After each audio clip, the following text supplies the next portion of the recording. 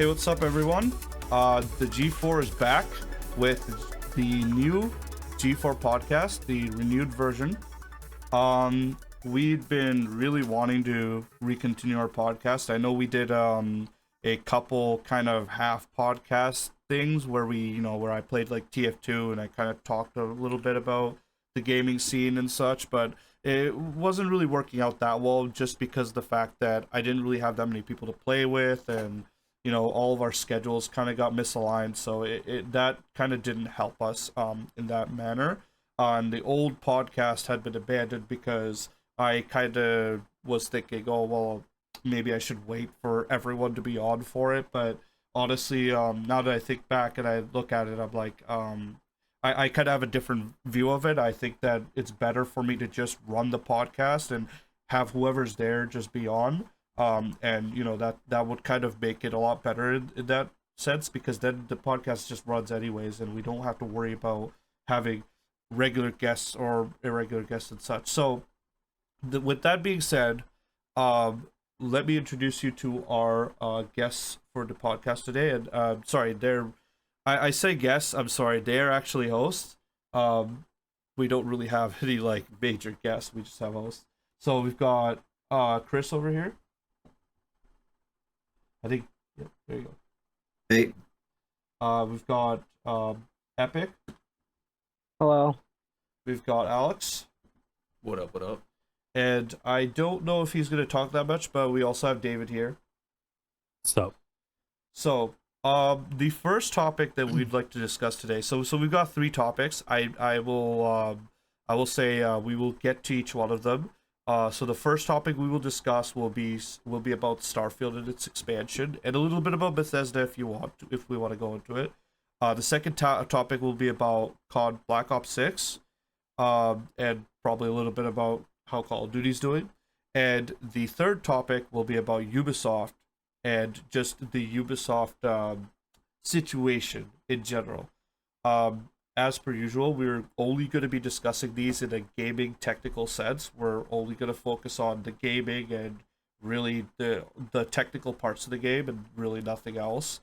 So it should be a lot more towards what you'll want to look into these games, like in a sense where we're just focusing on the game. That's basically all I'm trying to say. So, anyways.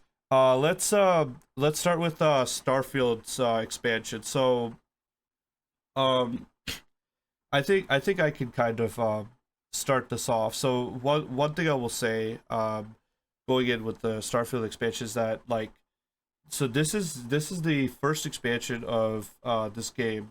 The game is still full price. I think it's still $90 right now. I think that's what I just saw earlier. So 90 Canadian dollars. Because we're in Canada, and it's not rated very well. The game itself, it's been touted as a pretty mediocre game overall, and the expansion isn't really doing it any favors either. So, I think I think this is definitely a situation where this game is going to get a bit of a beating because they thought that they were gonna release something akin to Phantom Liberty. I mean, some people disagree. They think they already know that it was gonna be like a bit of a cash grab instead of it being like Phantom Liberty. But I mean, I guess this is what we can really discuss is this what they were going for? So anybody else want to chime in on that? See, I haven't played Starfield that much, so I'm probably just gonna hold back. I haven't really seen anything much about Starfield. That's fair. I'm in the same boat with. I've actually never played Starfield. I just waited to see if people liked it or not. And I think the verdict is in that way too, right? Chris, what about you? I mean, I've seen gameplay of it, so I already knew I wouldn't want to buy it. Yeah. And it's really just Skyrim in space, right? I've seen the commercials, and they're giving you what looks like you're gonna get space travel like No Man's Sky, and you're going to go around but complete, quests and different sort of storytelling in different areas, but you're still in the expanse of space, so you still feel like it's one giant, massive area that you can just explore at will. And the reality of it is it's not. It's just a bunch of it's like smoke and mirrors, really, is what it is to make the player think that it's big, but it really isn't. And honestly, what I've seen is I've played Daggerfall, the Elder Scrolls 2 Daggerfall, and the system that they use for the planets, it's similar to how they use the map in Daggerfall because it's all procedurally generated. So they've just had this in their back pocket for 20 years, 30 years, whatever it is. And then they use the same technology that they've had 30 years ago instead of just adapting it. I mean, the main problem is they don't have a new engine. Like, they think they can just bank off the engine they've had for like 20 years and not improve on it, and that's the problem, really. I mean, like, I think what the problem is that, when you don't innovate those types of procedural engines, right, you get kind of like what happened to No Man's Sky on release, right? But it's so much worse than No Man's Sky on release. I think Angry Joe said it best. Like, he would kill to see one of those silly fucking creatures from No Man's Sky, right? And instead you get, I think, 2 different types of spiders, something like that, and that's like about like the full extent of what you get in Starfield's entire arsenal of aliens. It's kind of embarrassing, honestly. Mm-hmm. Oh, so it's not diverse in any type of way of the type of creatures, or Of it's mostly, isn't it? From what I've seen, it's mostly just humans you're seeing in space instead of like different types of creatures you'll find in space, like No Man's Sky. Like, I know No Man's Sky only has 3 races that are like outside of the player. There's 3 races that you meet that are like interactable, but they still have the different aliens you can find and what is it?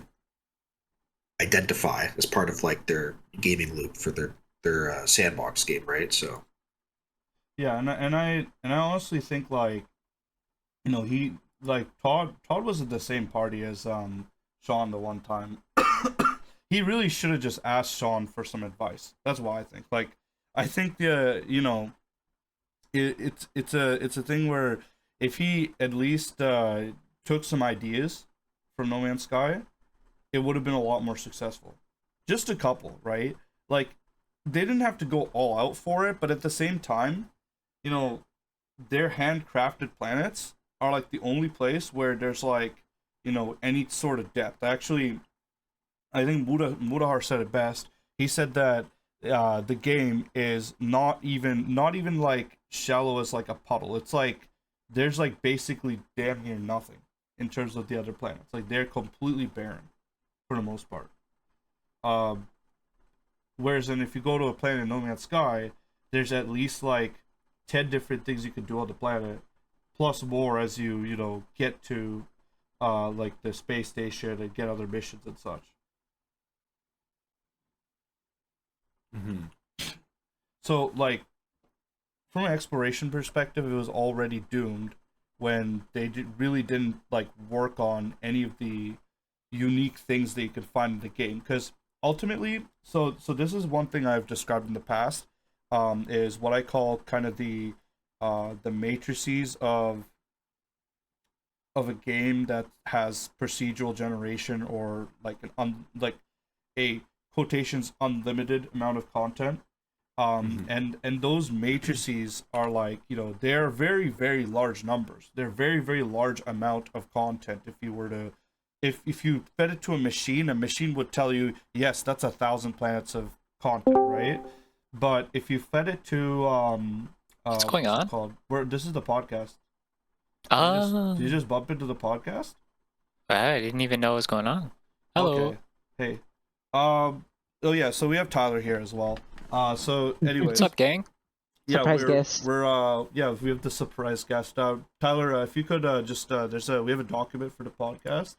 I'll just add you to it just so you're aware of what we're talking about and what we're doing, how we're doing it. Sounds good. Okay.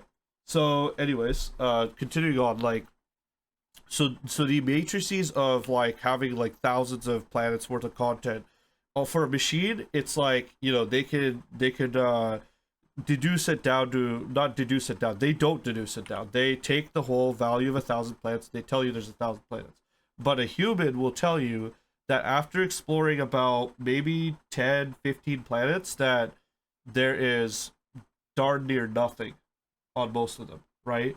And this is kind of the issue that I think the old No Man's Sky like release was having, was that, you know, people would have already seen the different combinations of colors and terrain types and mineral types, and kind of deduced down a lot of what No Man's Sky was going to look like.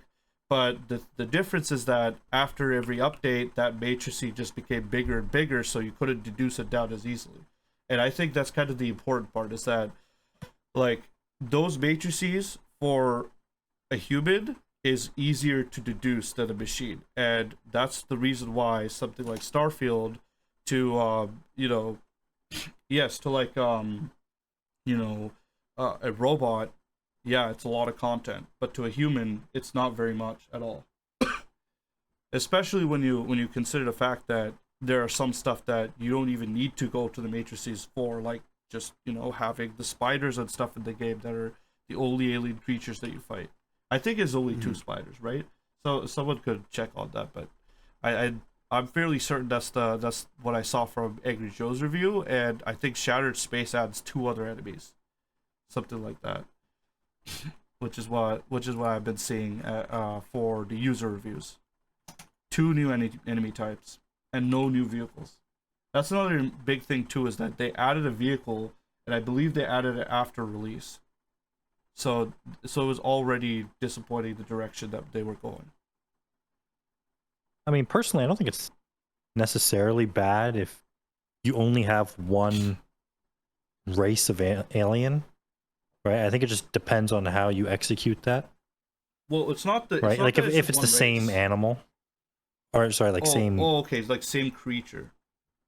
Yeah, if it's the same creature, it does. It's not. That's not really what's an issue. I don't think it's the variety and what the creature can do. There's only really like 2 varieties of that creature, though.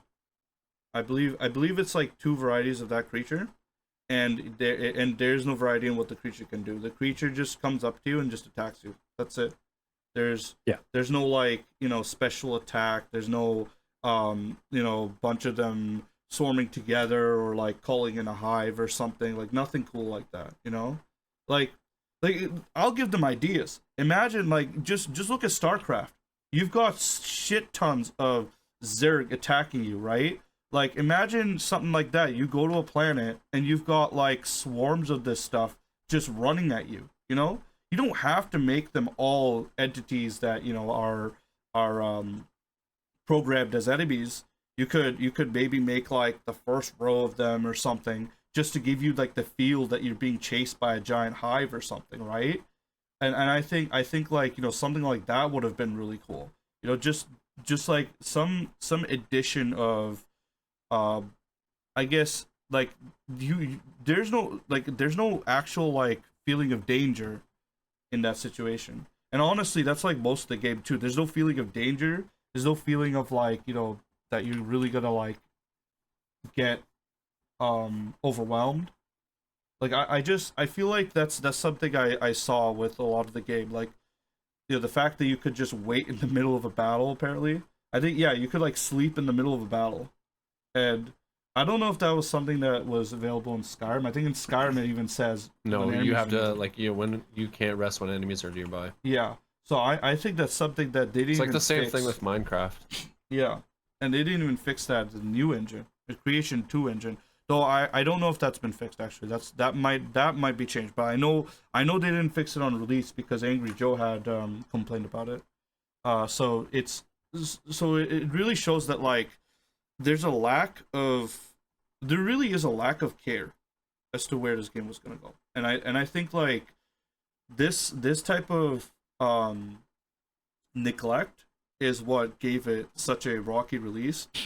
And at the end of the day, I think that like, you know, if they continue down this route, which they already are, because they've released you know, this DLC is not satisfying the player base. The player base is at the very best, you've got some people in the player base who are somewhat happy with it, but like, you know, and when I say that, I mean they think it's like good or whatever, but it's not a very large majority, and they're mostly on Xbox from what I can see. Actually, a lot of the reviews are on Xbox. Oh no, wait, You have to clicked swap on it over to Xbox. PC. Yeah, Yeah. I think I should swap it over to PC because I think that's where I think that's where the reviews will really change. Starfield.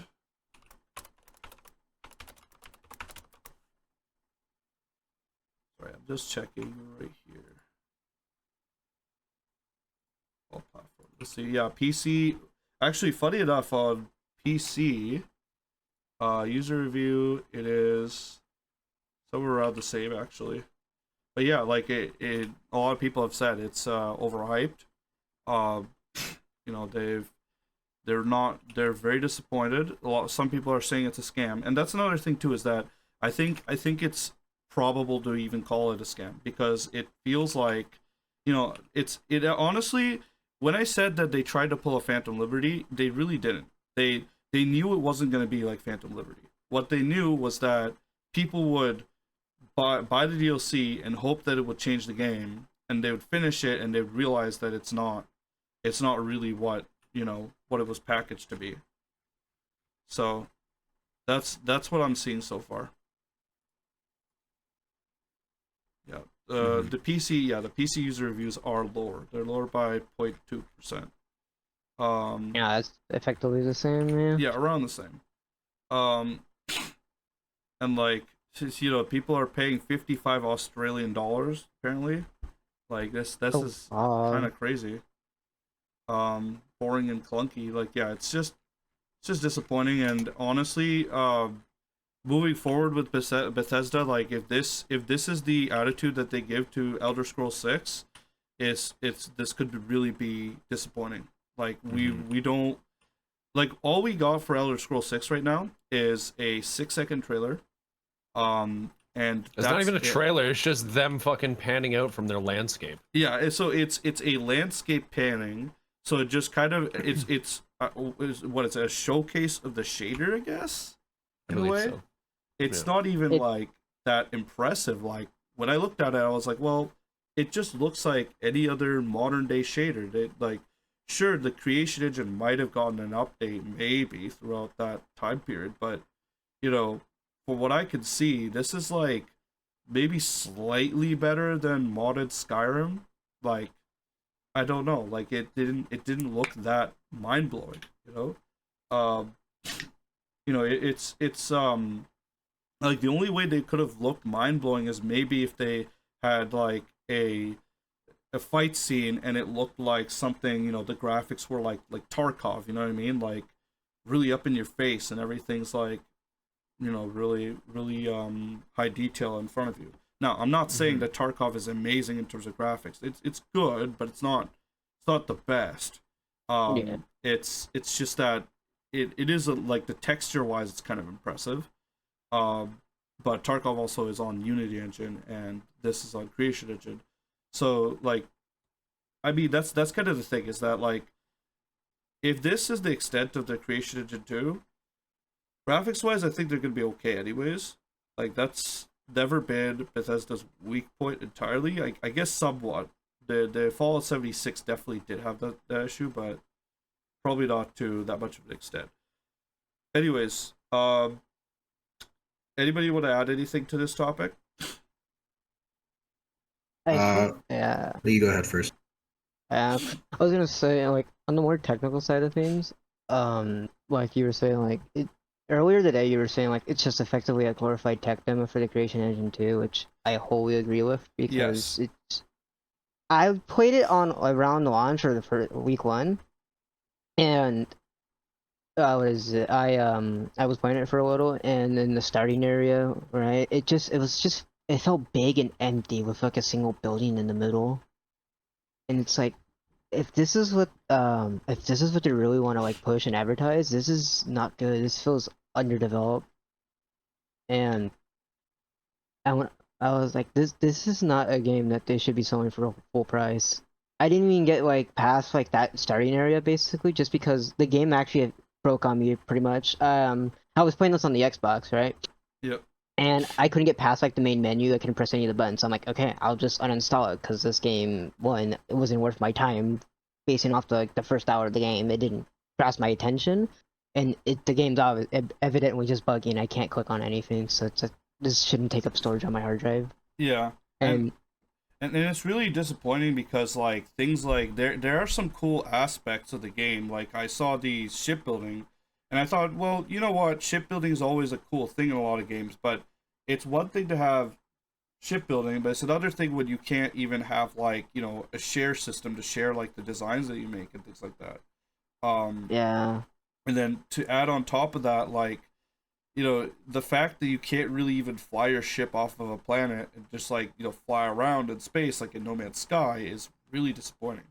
Like this just kind of goes to show like my thesis on this is basically you have the fun space game right there. Okay, you've got other space games that do other things and in my opinion are not very fun, like Elite Dangerous and Star Citizen. Okay, Star Citizen could be fun, but you'd have to pay for it too, I think, because that one is more of a pay to win, I think. That no, manner. the fun aspect is paying for the game. Yeah, and then Elite Dangerous, obviously, I just don't think is a fun game. Period. But yeah, like Star Citizen kind of like comes in there and it doesn't even offer the same movement system, like maneuverability of those two games.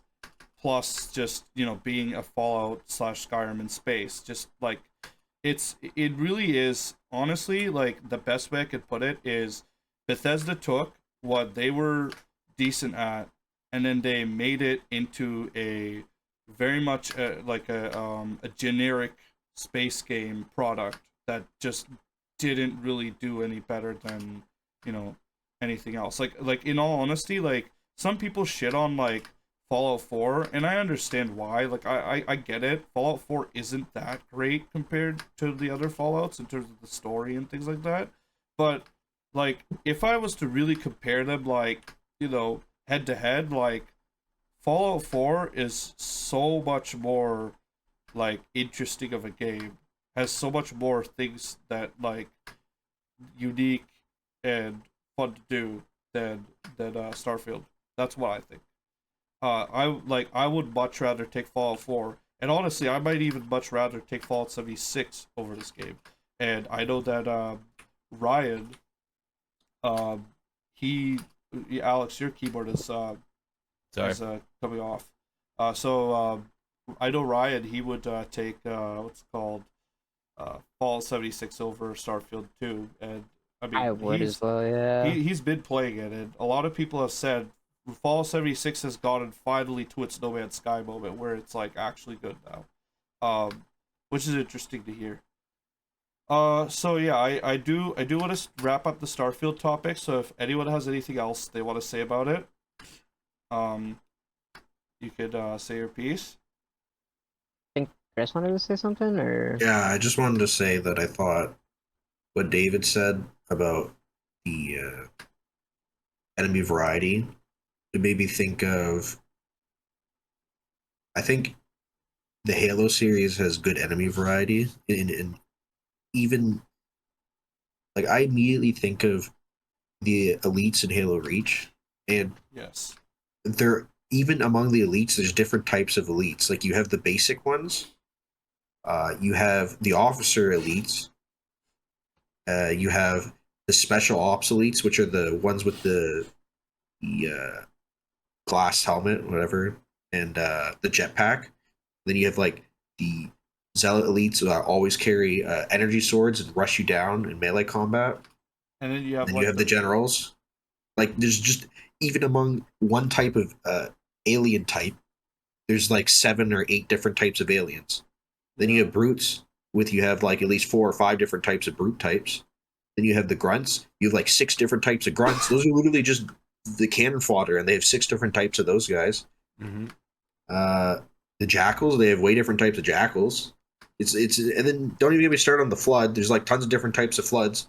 You want to talk about getting swarmed by something? They did that 20 years ago with the flood. So yeah, exactly. And that's the thing. Like, if they wanted to, they could. That's basically what it boils down to. And like they just couldn't. Yeah, they just, it's like, and this is the thing, is the excuse that they used was that, oh, but Starfield is a what's it called? It's a game that is supposed to be realistic, like a real space, like, oh, this is how space will feel like in real life. But the problem is that if you wanted to do moon-based alpha, you know, you should have marketed it as a like a realistic space sim. Then God, Moonbase Alpha was fucking hilarious. Oh yeah, that was one of the funniest things. But like imagine like if it was really a space simulator, right? Like, you know, you'd have like these long wait times and a lot of just you going around and setting up research equipment and trying to triangulate and trying to speak back to Earth. Like, it would be a lot different. And I think, like, realistically, if someone did do a realistic space game, like, you know, it would have to be a lot more technical in a different way, and it just wouldn't be what Starfield is. Like, Starfield is just a bad fiction. That's what I think. Yeah. Like you could make science fiction and have it very realistic and still be good. Look at Interstellar, right? Now, God, Interstellar was such a good movie. Okay. I will say that it's realistic until certain points. Like when they go inside the black hole, okay. That's the artist's interpretation. I get it. But like before that, everything else is very much, you know, on point with scientific reality. I think they do a good job with those. And that's ultimately what it could have been like. You know, if you focused on those things, those elements, you might have been able to make it more interesting. But and even with, like, you know, human factions fighting each other and stuff, like, you really could have made more, like, you know, conflicts, more hotter conflicts. And that's kind of what I want to strive to do when I work on my game, is to work on those hotter conflicts. But realistically, like, this game's conflicts, they feel like, you know, it feels like the reason why I say Fallout in space is because it's just a bunch of these small factions that are, you know, arguing with each other over, like, you know, really dumb things. And it doesn't, like, that's what I heard, at least from Angry Joe. I haven't actually played the game, obviously, but like it doesn't feel like, you know, you are in the middle of like a hot conflict in space. Anyways, that's all I have left to say about Starfield. Anything else? No, I think we should move on. All right, let's move on. So, Yep. The next topic for today is the Call of Duty Black Ops 6 release. So it hasn't come out yet. So obviously we have what I would say, like, mixed opinions on the beta, because the beta was what we played. So I will tell you what my honest opinions are on the beta. So what I think is the Call of Duty Black Ops 6 beta was decent. I think it was decent. I think I would give it like maybe a 7. Like, it's okay. And the reason why I give it like a 7 is because, you know, while I don't necessarily hate the Omni movement, and I don't hate you know, the guns that much, right? I think that, well, first of all, balancing is one of the things that are in question, and I know they've already talked about it. They're going to balance the submachine gun, but then they haven't balanced it enough. According to Ryan, I was talking to him earlier, and he told me that they have to balance certain things about the submachine gun, or else it's still going to be broken on release. So so I think like when it comes down to it, like I would want to see where this goes. When I played the beta, I started off kind of rough. Like I definitely was a little bit taken aback by the spawn system, like the spawns. It's funny because I personally thought that the spawn system was definitely worse than the current MW3. That's just my opinion, just because of the way how erratic it is. But at the same time, once I kind of got better, and once I got like some practice with the game, I just kind of knew where people were gonna spawn, at least on the smaller maps. Um, and that's what kind of made it so it was a little bit more enjoyable for me because I knew that someone's gonna spawn there, and I could like get prepared and figure things out. Ultimately, I'm not defending the spawns. I don't think they're very good. I think that they kind of remind me of how I felt when I played Black Ops Cold War, and maybe I just got lucky a couple of times and just ended up doing really well because I picked the gun that was doing well, and that was it. I was able to run around and gun down people in the game like it was nothing, and it was kind of fun when I got to that point. But Yeah. I think it really I think it's something where like they have to balance some guns on release, and then we'll see how things go. Ultimately, it's definitely going to be a sweatier shooter than MW3 by the end of the day. It's going to be a lot more movement, a lot more just people making tactical decisions very quickly in the game. And like it's going to be way sweatier. It's going to make Warzone very sweaty too. And that's something that I think I'm fine with in a way. Just because I think that the way how the Warzone movement is already is bad, but like I think this will allow people to just like maybe have a couple more options in a fight. And they're also changing a lot of other items in Warzone as well. I think they're getting rid of the mosquito drone and what's it called, the thing that the heat field comes out from. Can't remember what it's called. The Guardian. The Guardian, yeah. They're taking those two out. But yeah, like I think it's gonna be fine. I don't, and also Alex also mentioned that you don't have to upgrade like the guns through different guns and stuff to get your camos. Yeah, anymore. the camo grind is now different. You don't have to fucking unlock different other guns to continue. to continue that rank grind. And to be honest, like I'm not that much of a gun grinder anymore, but to be honest, that's also because of the last couple CODs. Like they changed it, and I didn't really like it that much. So now that they're going back and they're fixing that system, I'm kind of happy about that. Yeah, apparently it's gonna be more headshots instead of like actual like different other stuff. Now, one thing I will say, which is like the old school MW2 grind, which is pretty sweet. SMW2, man. One thing I will say is I really hope that they do a good job in the campaign, because Modern Warfare 3's campaign, I've been told, is at least one of the lowest rated. It was lackluster. Like it. I haven't even played it. That's saying something. Like I have MW3, right? 2023. Yeah. And I played only the multiplayer in Warzone.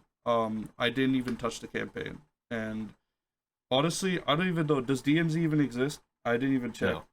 Oh yeah, they removed DMZ for zombies. They right? removed DMZ from Modern Warfare 3, not Modern Warfare 2. Oh, okay, so people can still play DMZ.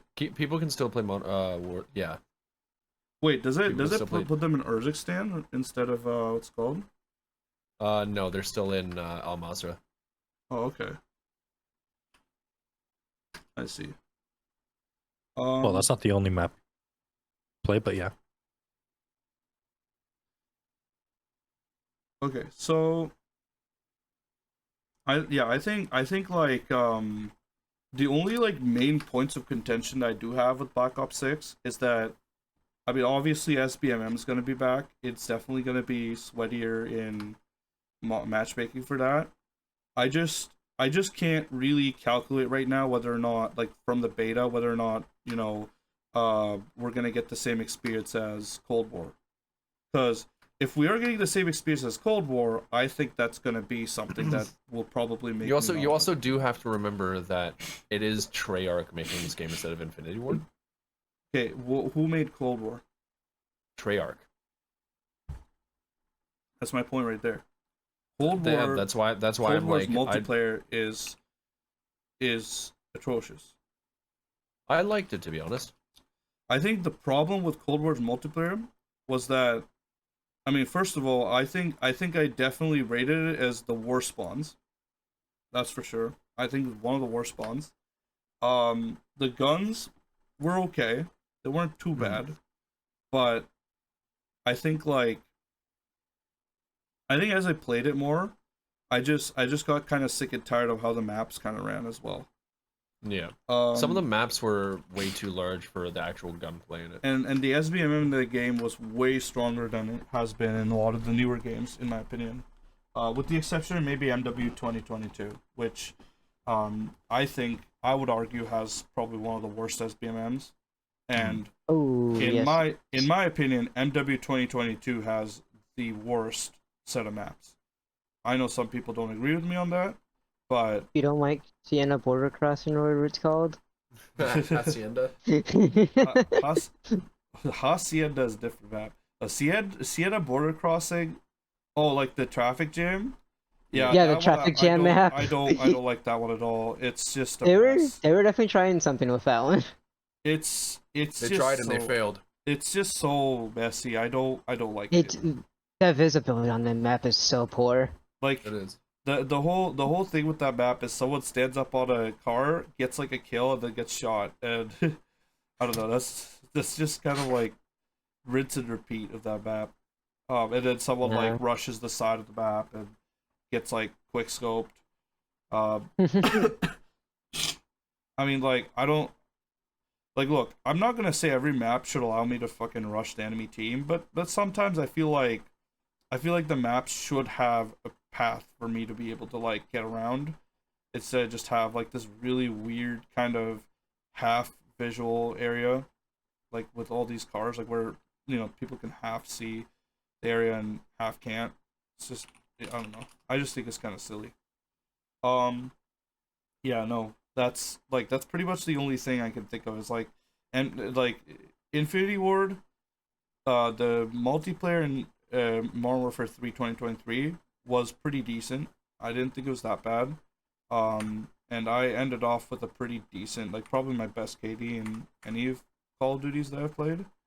But in all honesty, like, it was definitely quite a bit sweatier than what's it called?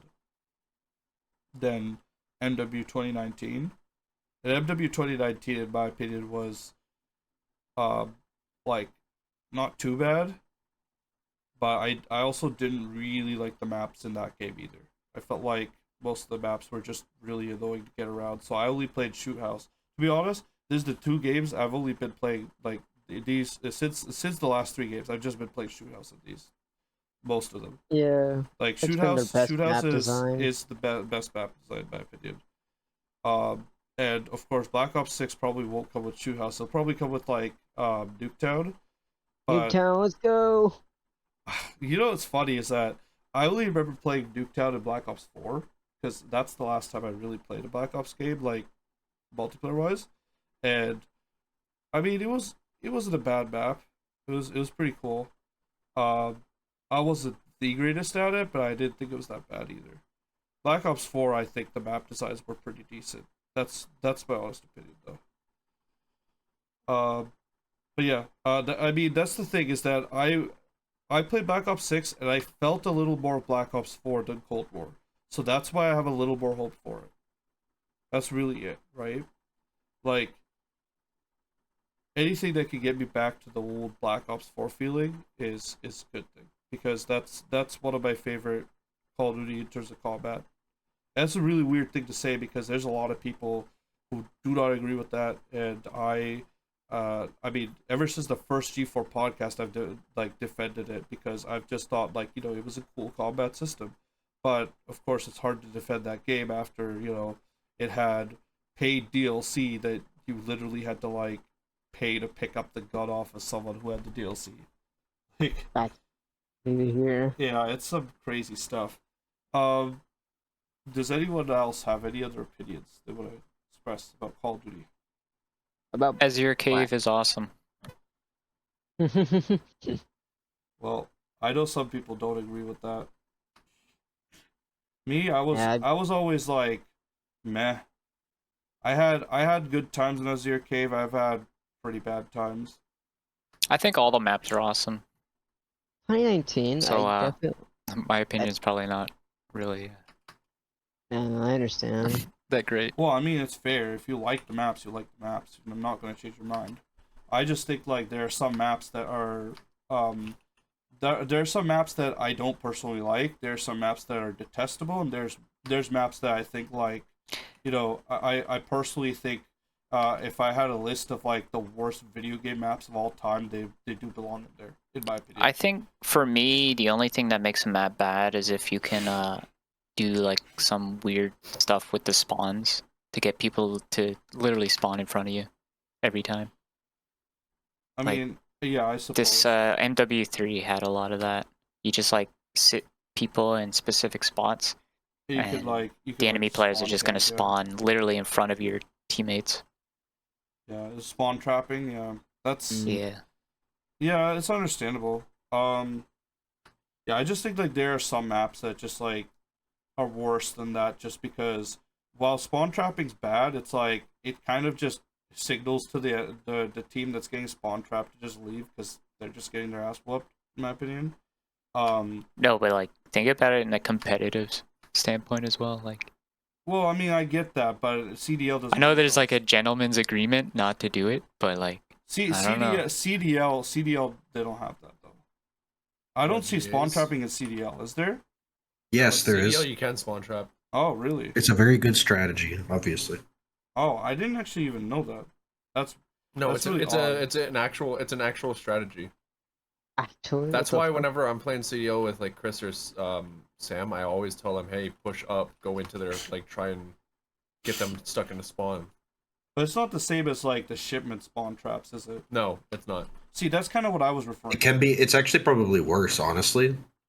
Hmm.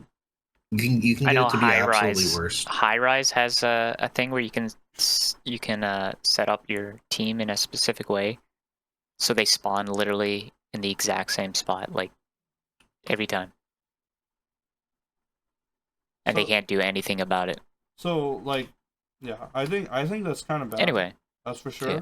But I definitely think that like, if I really had my way with things, like the one map that I think is like absolutely the worst is the I don't know what it was called. I think it was called like Rio or something in MW 2022.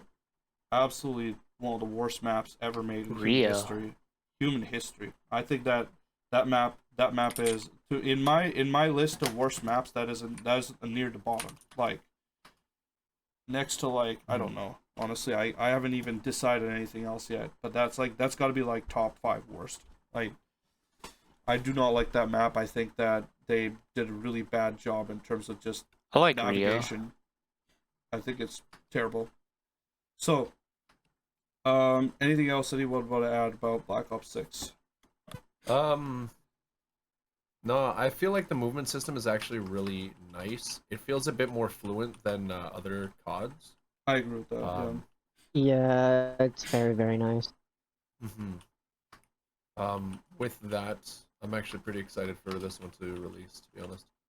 Yeah, I think it's really good that you can have your Omni movement and you could also have your crouch and slide canceling as well. Yeah. Which is kind of cool because like that's kind of what I do more often than more of the Omni movement stuff. And sometimes the Omni movement is a bit of a a disadvantage because you know if someone is diving sideways, like it's not as good as someone who's sliding. Like so I think in my opinion, I think the sliding counters the diving counters the standing. I think that's what it is. Something like that. there's like kind of a there's like kind of like a what's it called? A different set of tactics that counter each other. Maybe I'm wrong about that, but I feel like that's how it is. That's why like I feel like I'm not completely in the dumps when I don't know everything about using the omni movement diving. Because I don't dive as much, right? Because I mostly slide. I'm sliding comes from my Warzone 1 background of slide canceling and things like that. So Yeah. so yeah, it's gonna be coming with 16 new maps, 6v6 core maps. Beta only let us use 6 of them.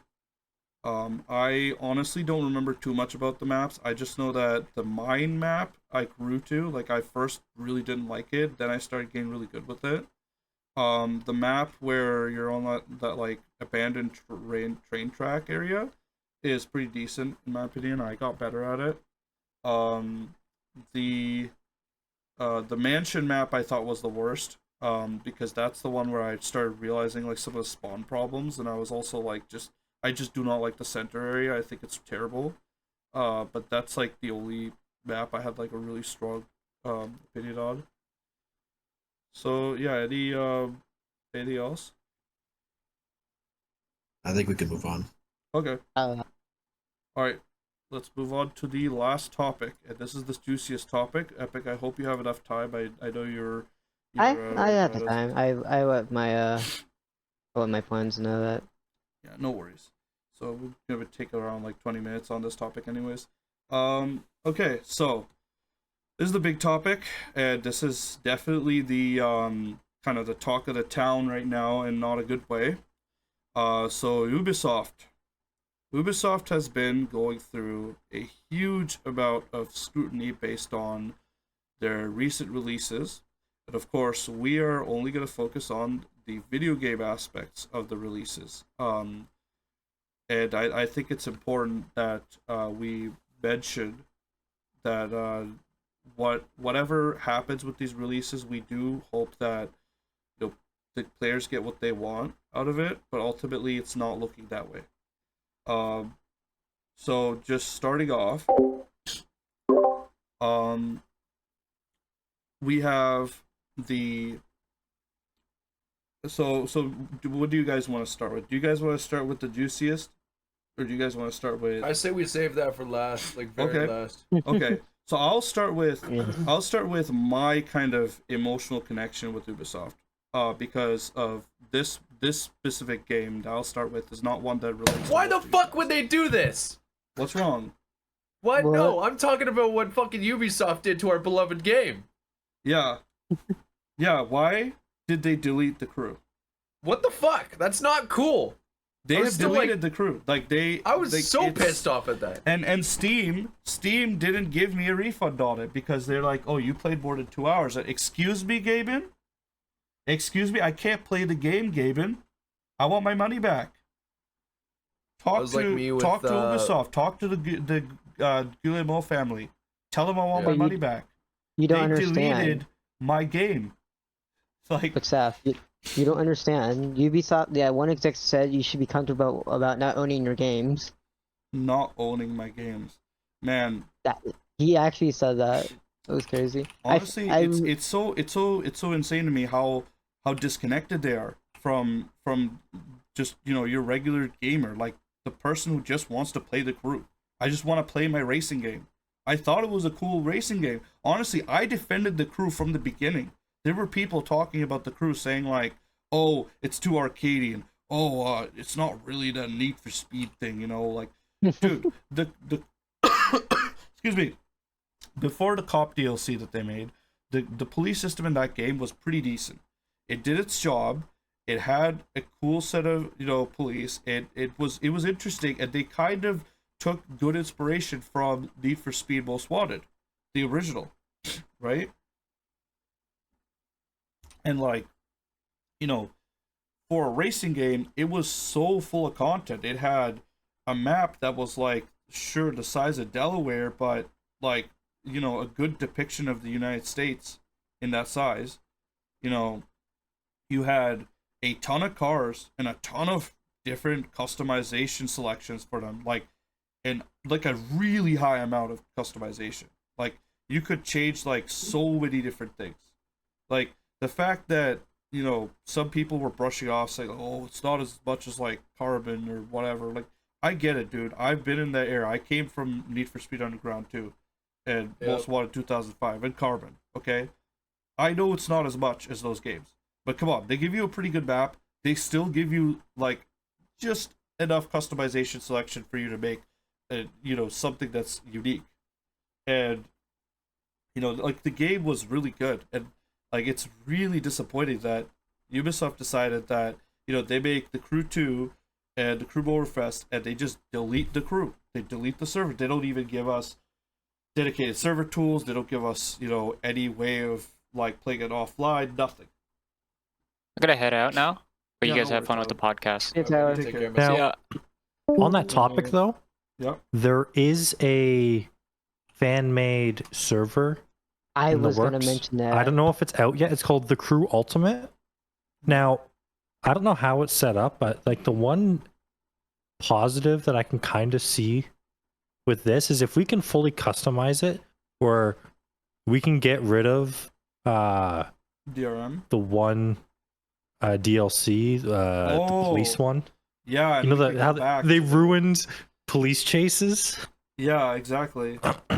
And we could potentially have a much better experience. And plus, imagine that we could add modders on top of things, and like we could quite literally change it for the better, just from modders in general. I think that's the future I want to see for that game.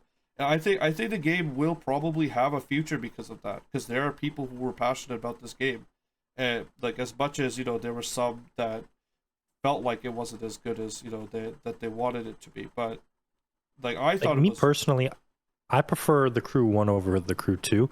I just Yes. wasn't big on the boats and the planes. I just liked having the variety in cars. See, I didn't have a problem with the boats of the plays. My problem is that why did they remove the fucking cops? Like they decided like, oh, we don't need the cops anymore. Now you're just a Forza guy. Like this is so stupid. Like you in the crew, you're supposed to be someone who's like undercover agent and whatever, right? Like becoming Mr. Forza guy. Oh, we're gonna do a car festival, after seeing my brother get shot and I had to like revenge him and everything. I'm gonna do car festivals. Like this is so stupid. Honestly, look, no disrespect to Forza. I think Forza games are fun in their own way, right? But that's their own lane, right? The crew shouldn't be what Forza's trying to be. That's why when I hear about Motorfest, I'm like, I don't care. It shouldn't be a festival. Like there should be like shit chasing you and whatnot. Now, actually, I will say I've heard Motorfest does have cop chases. I don't know if that's true. But yeah, like removing the police system in a racing game is just so disappointing. Like, just, honestly, they really should have had it back. Hey, Howda, are you joining in for the podcast? We're No, I wasn't doing- aware that. Oh, I should have Oh, said is that what you it. guys are doing? Yeah, we're running the podcast right now. Oh shit. Do you want to join in or no? I mean, we're talking about Ubisoft. what are we talking about? We're Sorry, currently Ubisoft. talking about Ubisoft. Hold on, before you say anything, just read the document so you're aware what how we're talking about it.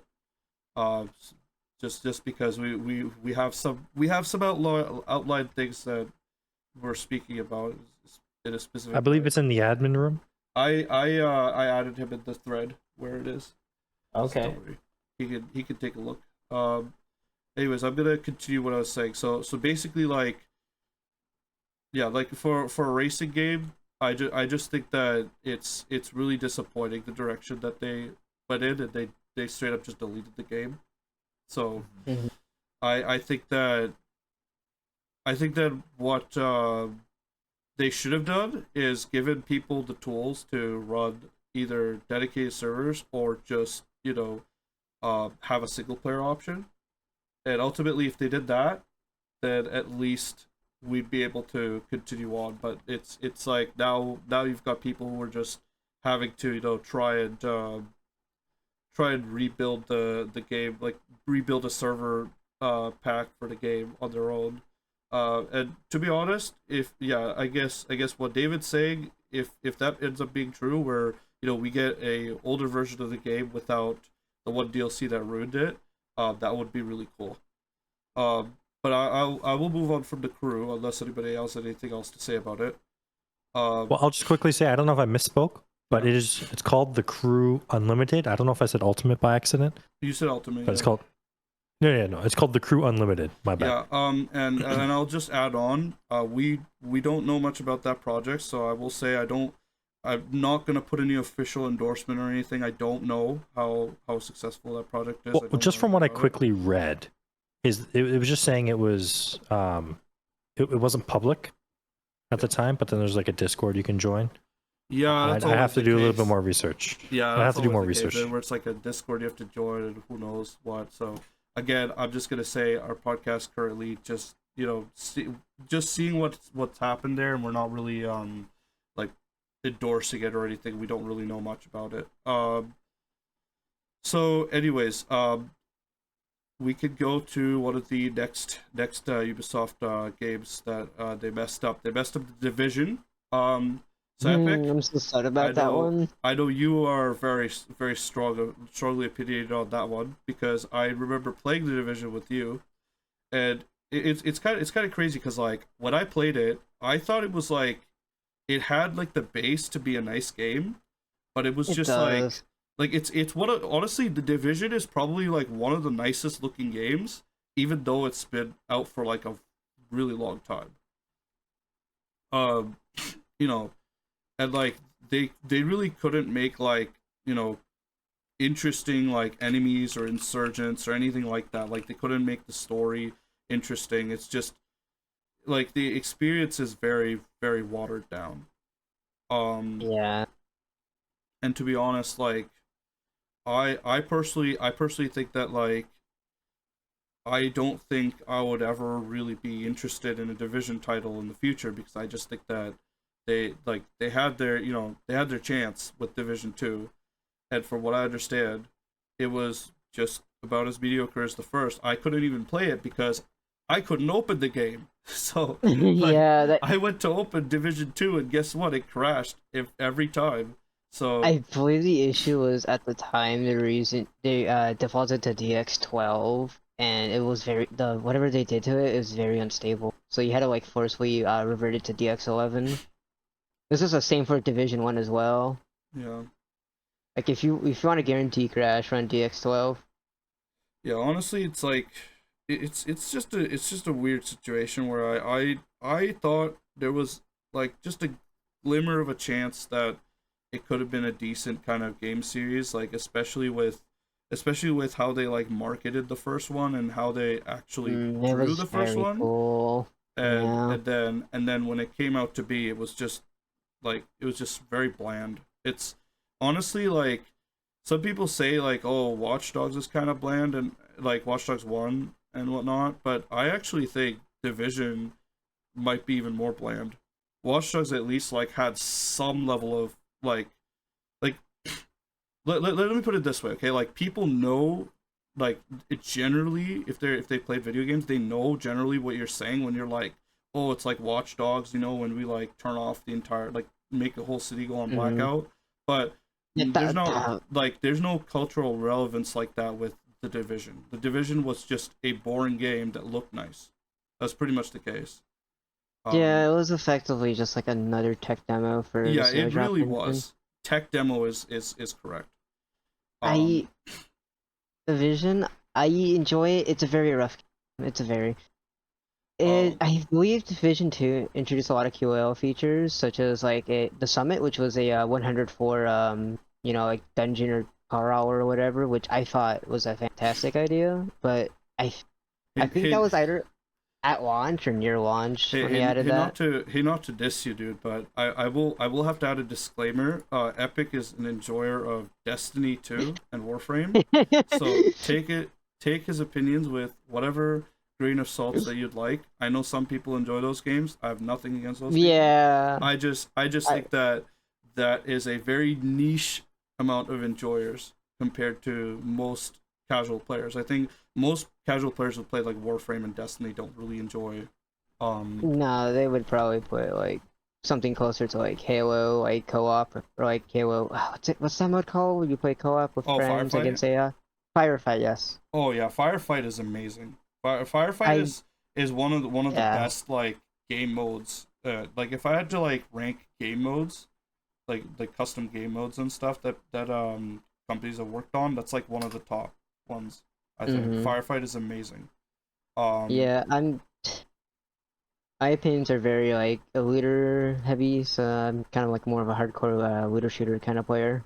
Yeah, and I mean to be honest, Fine. like in that manner, like I kind of saw the like the appeal of the division. I just felt like if you were like that what's it called, focused on getting the bag in that game, like just getting stuff, then you would have liked Mm-hmm. it, like how you did.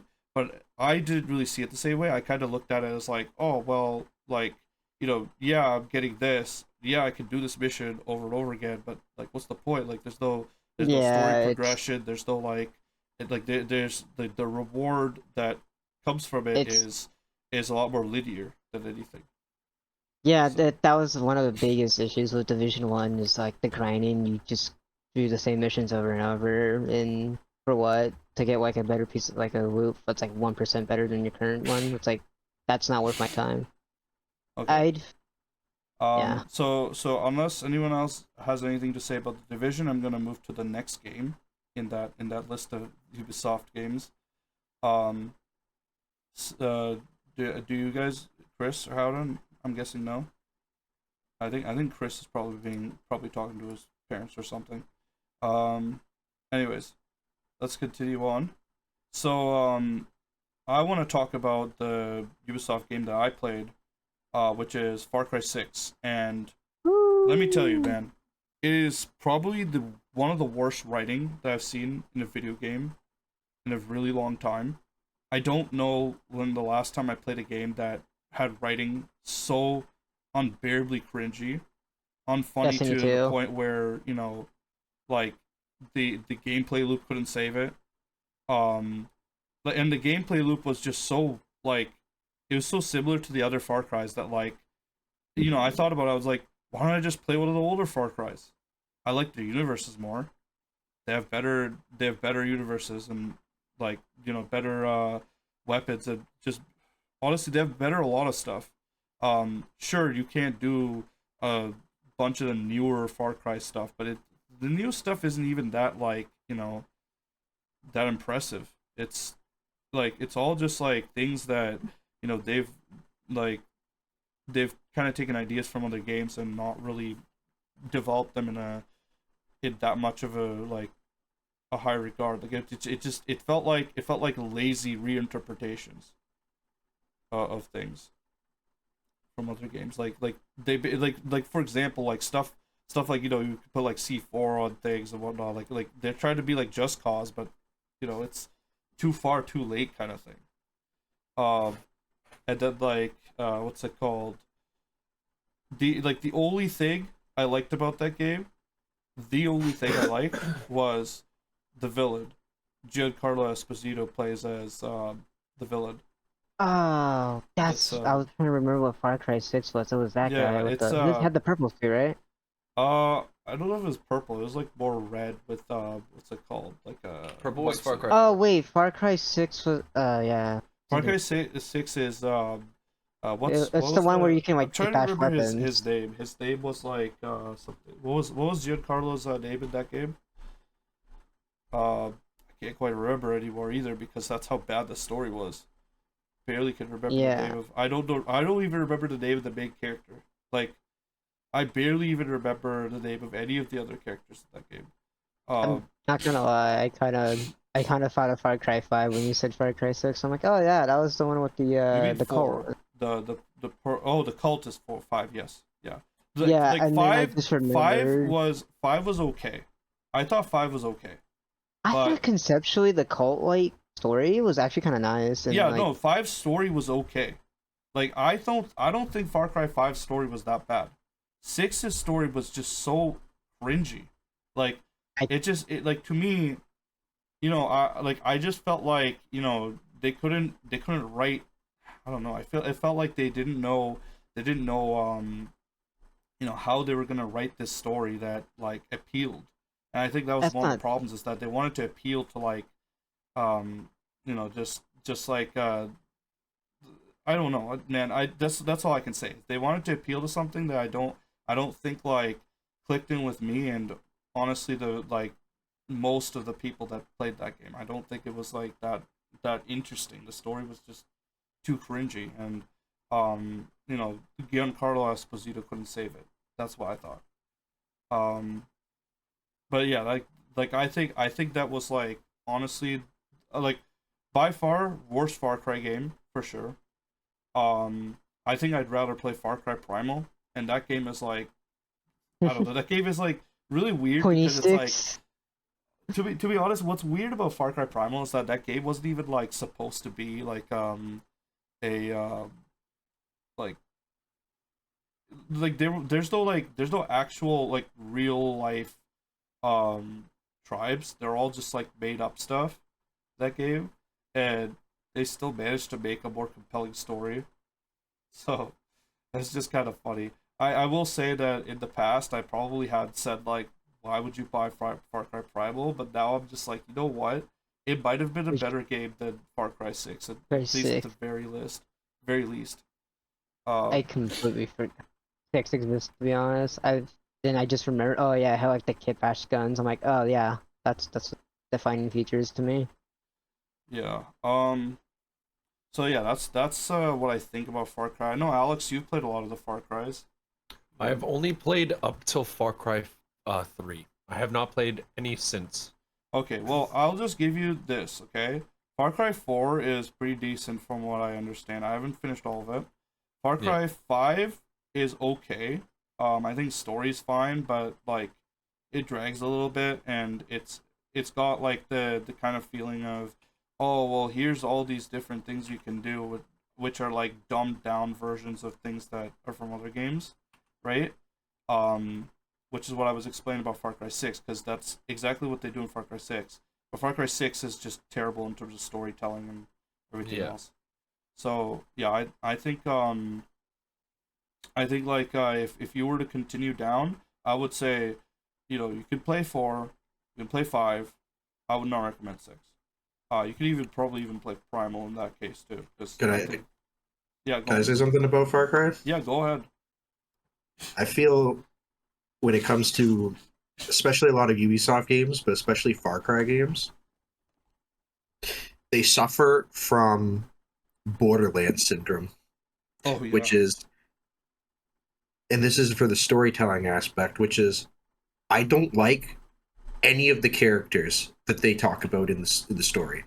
I don't feel there's, if you don't like anybody in the story, you have no attachment to it. There's no you don't care what happens in the story because you don't care about anybody that's involved in it. So the only thing that matters at this point is that you as the main character are now just on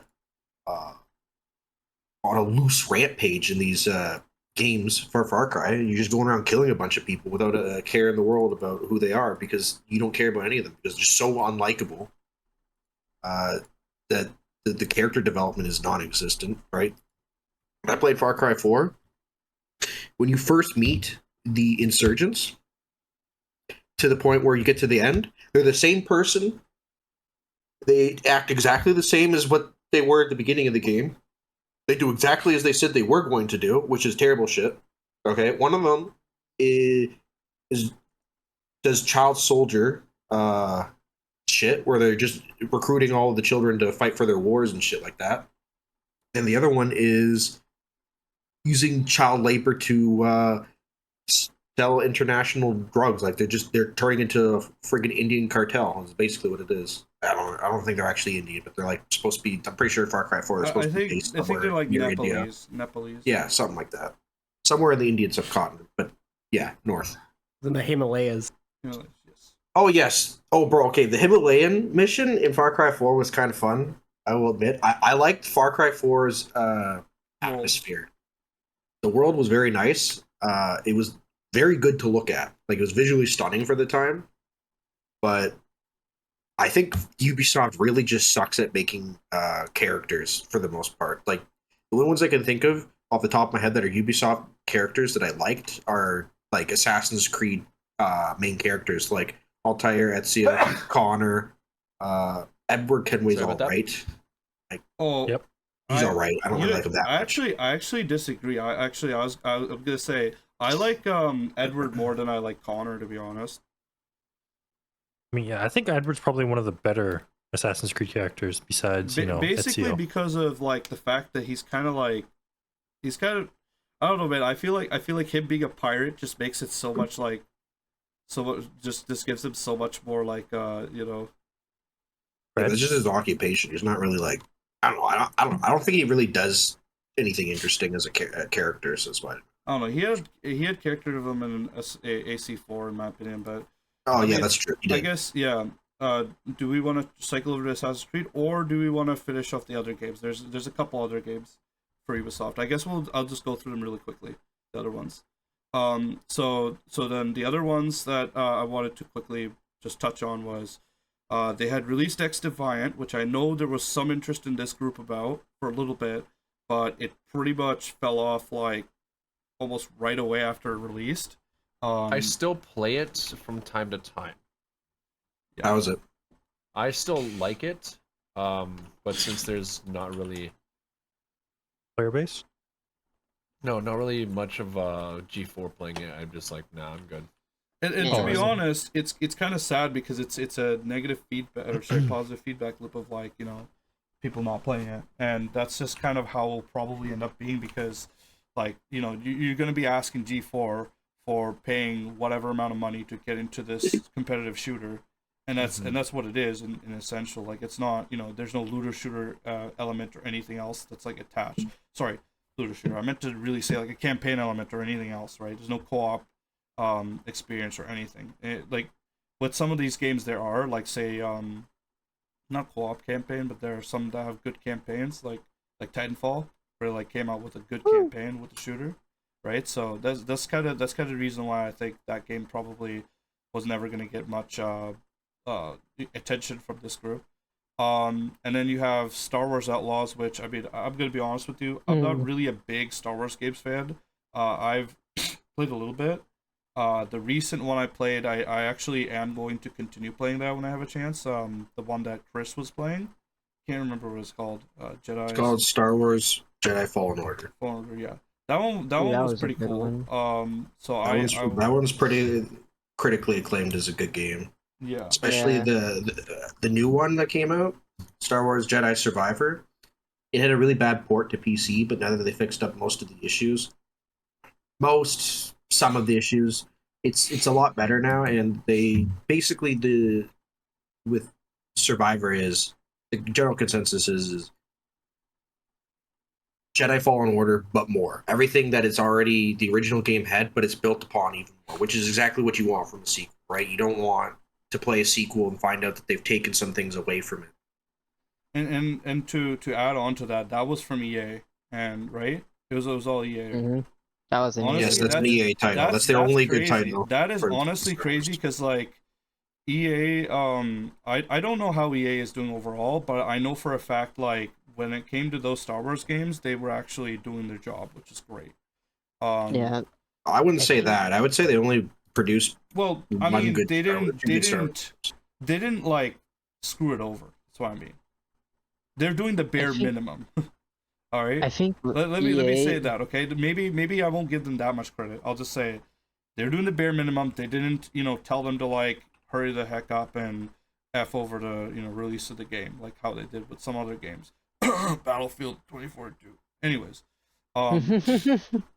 excuse me. Yeah. I think Yeah, go on. I was gonna say I think with EA they're a lot more hands off with Respawn Entertainment because as effectively they're cash cow right now, and every time Respawn makes a game, it's usually pretty decent, minus the launch of Survivor. But whatever. I'm also kind of a Respawn fanboy, but whatever. I mean, here's the thing. The only thing. Wait.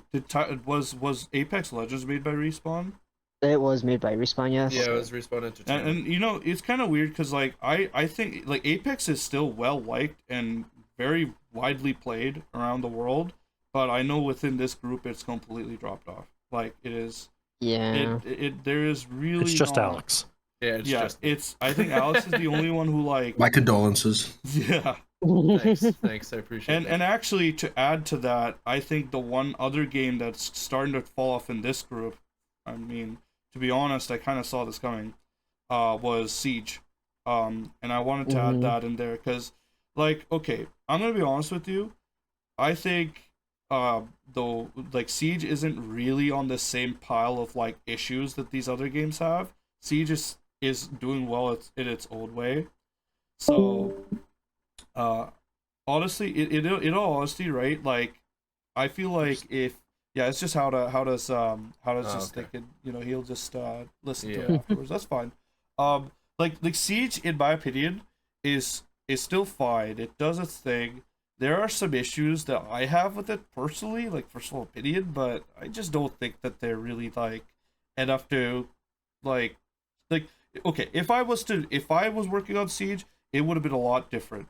Like it would have been a lot more like, you'd have it would be like the first couple seasons of Siege, and all the tools and gadgets in the game would remain a lot less science fictiony and more, just kind of down to earth. I think that's how it would have been more like. That's my opinion. Okay, that's different from a lot of other people. A lot of other people like the way how it's gotten, kind of wild now, where you've got, an operator that controls two robots and things like that. Like, to each their own. Me personally, I'm no longer the target audience for Siege. I think I was during release. And that's about it. I feel like if they go too much into the realism of the gadgets, like it just starts feeling too samey to CS:GO/CS2. Well, the problem I have is that CS:GO wasn't even that fleshed out either. Like, so like CS:GO, the issue that they had was that they were like, first of all, they were the golden standard of tactical shooters, yes. But then the problem is that the golden standard didn't account for different tactical decisions that you can make in more of a realistic sense, right? Like in Siege, how you can, break walls open and things like that, right? And I thought that, that was good enough. Maybe that's just me, right? CS:GO, they don't add more things like those gadgets and things like that, and that's why CS:GO is still widely played and widely respected and still considered one of the like golden tactical shooters. But on the same page, I think CS:GO could have been, or sorry, CS:GO. I think Siege could have been that. I think Siege could have been a golden standard if it just held closer to like the more realistic kind of modern ideals. It was more of a shooter that was based on those elements and not, playing like not making it, like a hero. I mean, it was always a hero shooter, but like, in its current state, it feels way more that the abilities kind of make or break the game sometimes. But that's just my opinion again. Again, maybe I'm just in the wrong skill bracket in the game. I'm playing against people who are way better than me, but at the same time, right? Like, I will have an opinion on how I think the game should play, right? And my opinion will always be that the first couple seasons of Siege is what I was imagining for the game, in terms of like what I wanted to see from it, and ultimately, like, they released the spin-off. What was it called? Quarantine something? Outbreak? Yeah. Yeah. And that something like was like so disappointing. It was Ubisoft's kind of, honestly, it's kind of funny because Ubisoft had like a little game mode during Halloween for it, and then they're like, "Oh, we'll just turn it into a full game," and it was like so mediocre and so boring that it basically didn't sell that well. It didn't do that well. The only person in this group who played it was Ryan, and he played it for a bit, and even then, like, he didn't continue playing. I actually played the game mode. Yeah, I played the game mode. I never played was the actual bad. game. I mean, it's more of the same, right? So, Yeah. it was not even. It was really mediocre. Like it just you played it once and you thought that's interesting, and then you just never played it again. That's kind of all the Halloween modes. just any kind of mode. Any mode that they've done in Siege that's not the default game mode has just been, that's interesting. I'm not going to play that again because I really only was on this to play Siege, like like just the regular game mode, and then even then I'm playing the regular game mode and it's slowly not being as fun as it used to be. Just, I think it's mostly because when it comes to competitive games, players kind of they optimize the fun of the game. That's kind of just the reality of it is when it comes to competitive games, especially shooter games or MOBAs. That's just the reality. So, Yeah. I mean, sure, the developers are probably like the general consensus is most people in that game saying, yeah, the developers are not making the game go in the right direction, which you can clearly see in the past couple seasons. But I think it's also part of the player base as well. They're really good now, right? So it's Yeah, again, like I think that it's not one of the it's not definitely not in the shit list of games. Like it's not one of the games that have been doing terribly in that manner. I think that's more of those other games, and I think Siege is kind of like just one of the few games where, like, you know, I couldn't really care less the direction that they take. It's just it's not my thing. It's definitely winning in its own way. So let's see. I'm just gonna message Chowder real quick and just let him know. No worries. Okay. So, is there any other Ubisoft games that that we missed in this list of things before we get to Assassin's Creed? Because that's like the big one. I don't think we missed anything, right? Because I already talked about the Crew, X Defiance, Division, Far Cry. Oh, like, what about the new pirate game? Oh shit! I almost forgot about that. You know what's crazy? No, we should have forgot about it. No, that's exactly the problem. No, that's exactly the problem. Listen. You know it's crazy because Skull and Bones. Skull and Bones was released by Ubisoft, and do you know what their budget was? I had to sit there. No, listen. I made Chris guess the budget, and he kept going up by like 100 million each time he asked. And I was like, nope, higher. All the way to the actual budget, which is $860 million. That's the high guess.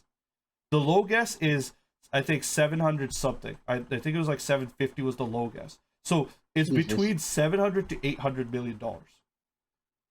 But Saf, it's the first quadruple A game. It's gotta be good. That's twice as expensive as Concord, bro. Yeah, like. Bro, it's called Skull and Bones because it was dead on arrival, right? I've never even heard of this game. Yeah, exactly. Yeah, it was. I don't even honestly. I don't know if they even really marketed it at all. First of all, and to add to it, like the reviews that I've seen of the game describe it as so boring that, like, you know, it makes Sea of Thieves look like this amazing game. Like, it makes Sea of Thieves look like actually like a fun pirate game, which it is in a lot of ways. But like Sea of Thieves, at least in my opinion, it is a little more of what I'd say like you have to have like some friends to actually like enjoy it properly, in my opinion. But like Skull and Bones, it's like it looked so boring. And the fact that the only way to gather materials in that game was to like bring your ship up to a shore and cut a tree down from the ship on the shore, and it takes forever. And like, honestly, I saw the gameplay of that game, and it looks like it shouldn't have even used a budget of like 30 million, let alone 700 million. Like, it is such an such an excessive amount of money, and like it's just weird because like some people are even saying that, you know, they believe that it must have just been money laundering at that rate. You know, it's such a like excessive amount of money. I don't understand what they spent it on. Like, couldn't have been textures because the game doesn't look that great either. So, EXX, bro. Who knows? Yeah, I like, and that's what I think too. Is it's probably just like executive kind of issue where they just spent it on probably filling their pockets or something. I don't know. I Cocaine and can't. hookers, dude. Come on. But in all seriousness though, if you gave that type of money to like any other one of the like decent game series that are out right now, like imagine giving $700 million to like, the next Titanfall game. Like, I think that'd be amazing. I'm not saying they can, because obviously I'm talking from Ubisoft to EA, but like think about it in the sense of like, just any other development studio that makes like a decent game would have made something amazing with that. But Ubisoft, they burned all that money. Like that's $700 million that's gone, fully gone. So yeah, I don't know. Like I just think like that's got to be one of the most expensive flops.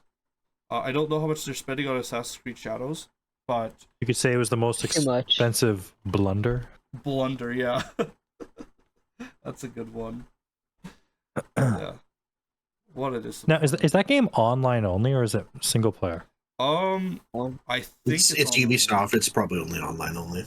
Yeah, I think Because if that's the case, it's even worse for the people that bought it. Because if that game ever dies, there goes your, what is it, 90 Canadian dollars or whatever. Wow. Yeah, it's an online only game. You need a constant internet connection. So if your internet connection goes out, It's actually $80. Oh, is it Yeah. 80? Yeah, right now it's 32 on Steam till October 11th. You wanted to buy? you what?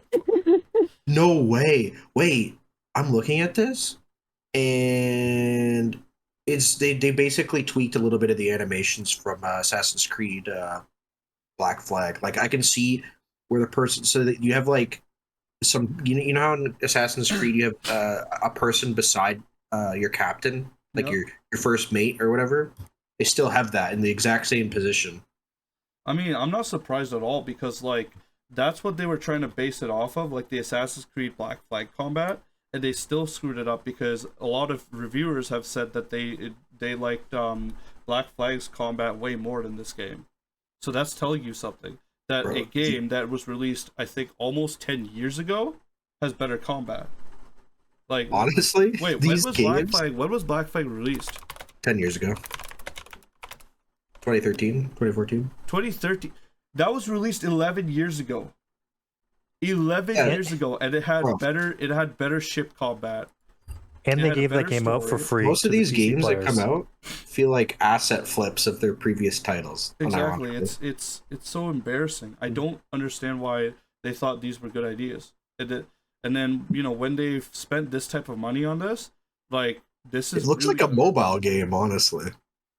I think it plays like one too. It looks like Age of Empires mobile. Oh, we don't speak about that. Please don't tarnish the Age of Empires name with that. Oh man.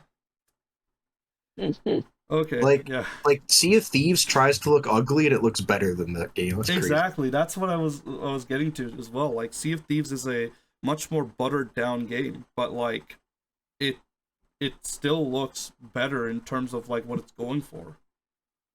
So Well, I mean, that's the benefit of a stylized game, right? Like, you never have the issue of it graphical really fidelity. looking bad after a long period of time when you're going for realism.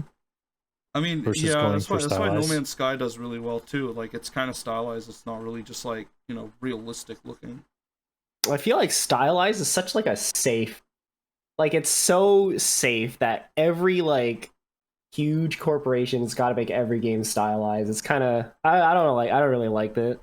Concord. Well, I mean, I'll put it this way. I think there are good ways of doing it. I think there are bad ways of doing it. That's what I think. Like I No think Man's Sky that- does it the right way. That's what I think.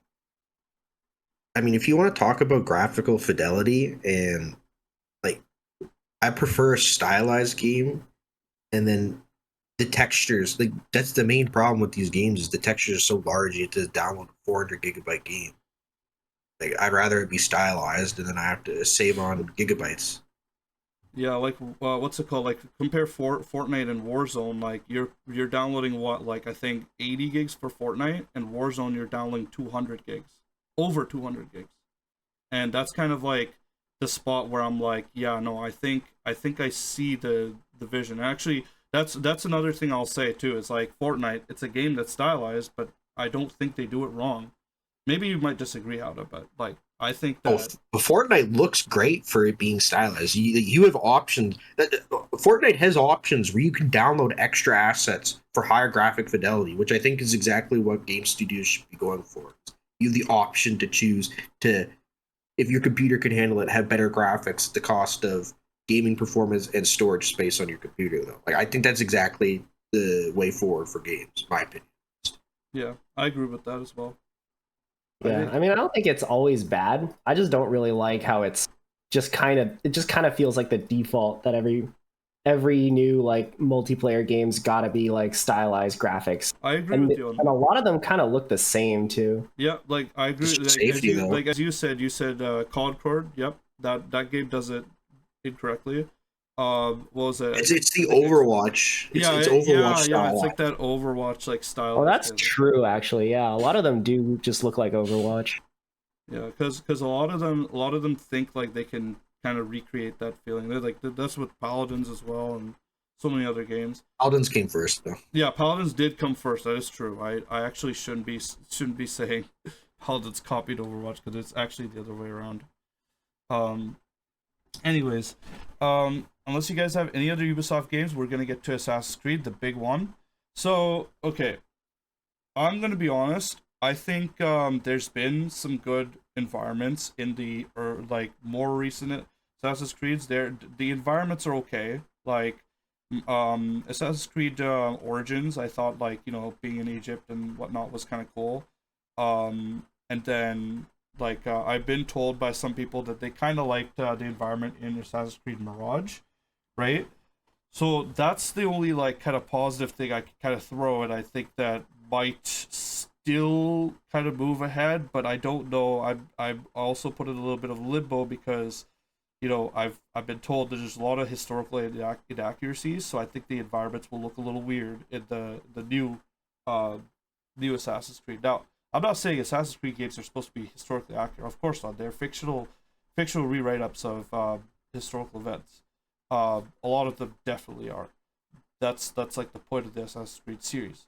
But I do feel like there are some elements where it's like, like for example, when you've got a historical city, and you've got things in the city that didn't exist until like hundreds of years later. Like that's kind of weird. Like there was a whole thing with like this one, I think it's called like the half Torii Gate in Japan. Like they didn't have that until like 1945 or something. So it was. Oh, are we talking about the Japan Assassin's Creed? Yeah, Shadows. The one that all the Japanese people are making videos on saying how inaccurate it is. Yeah, and that's what kind of has me thinking about, like, the fact that the environment probably won't even save it this time around, because most of the times, like the last couple ones, the environments are kind of the only thing that was holding it around. Like people were like, oh, I really want to see I don't know, Greece, right? So they play Assassin's Creed Odyssey. They really want to see I don't know, who the fuck wants to see Scotland? Okay. To play fucking Assassin's Creed Valhalla. Bro, if I find out you have to kill Oda Nobunaga, into the trash it goes. Bro, they're gonna no, that's what they're gonna make you do. They're gonna make, oh my god, they're gonna make you kill him. When he gets betrayed, you're gonna be the guy that does that. Dude, isn't Oda Nobunaga like revered in Japan? Like everyone in Japan No. looks up to him or some shit? No, that's Tokugawa. Oh, is it? Yeah, because he's the I bro, always get those. Okay, those two. They're like from the same era. They're. I get them mixed up. It might be Tokugawa. no, Tokugawa's like a little bit like. Let me quickly check. Hold up. I Fact swear check. if they do something I swear if they actually do something like that, that would actually be really weird. Because I Yeah, mean, Oda Nobunaga died 1582 when he got assassinated. I think. Oh, assassinated by the Tokugawa- protagonist. Shut up, bro. Shut up. Yo, but I mean, they had you kill Julius Caesar in Assassin's Creed. Don't. No. Don't remind me of Did that. they? Yeah, Yes. they They had made you you. kill Julius they had- Caesar? How could they do that? Yeah. They had They you. made you play as Brutus? No, they made you play No. as the assassin, and you take part in the what's it called, the stabbing.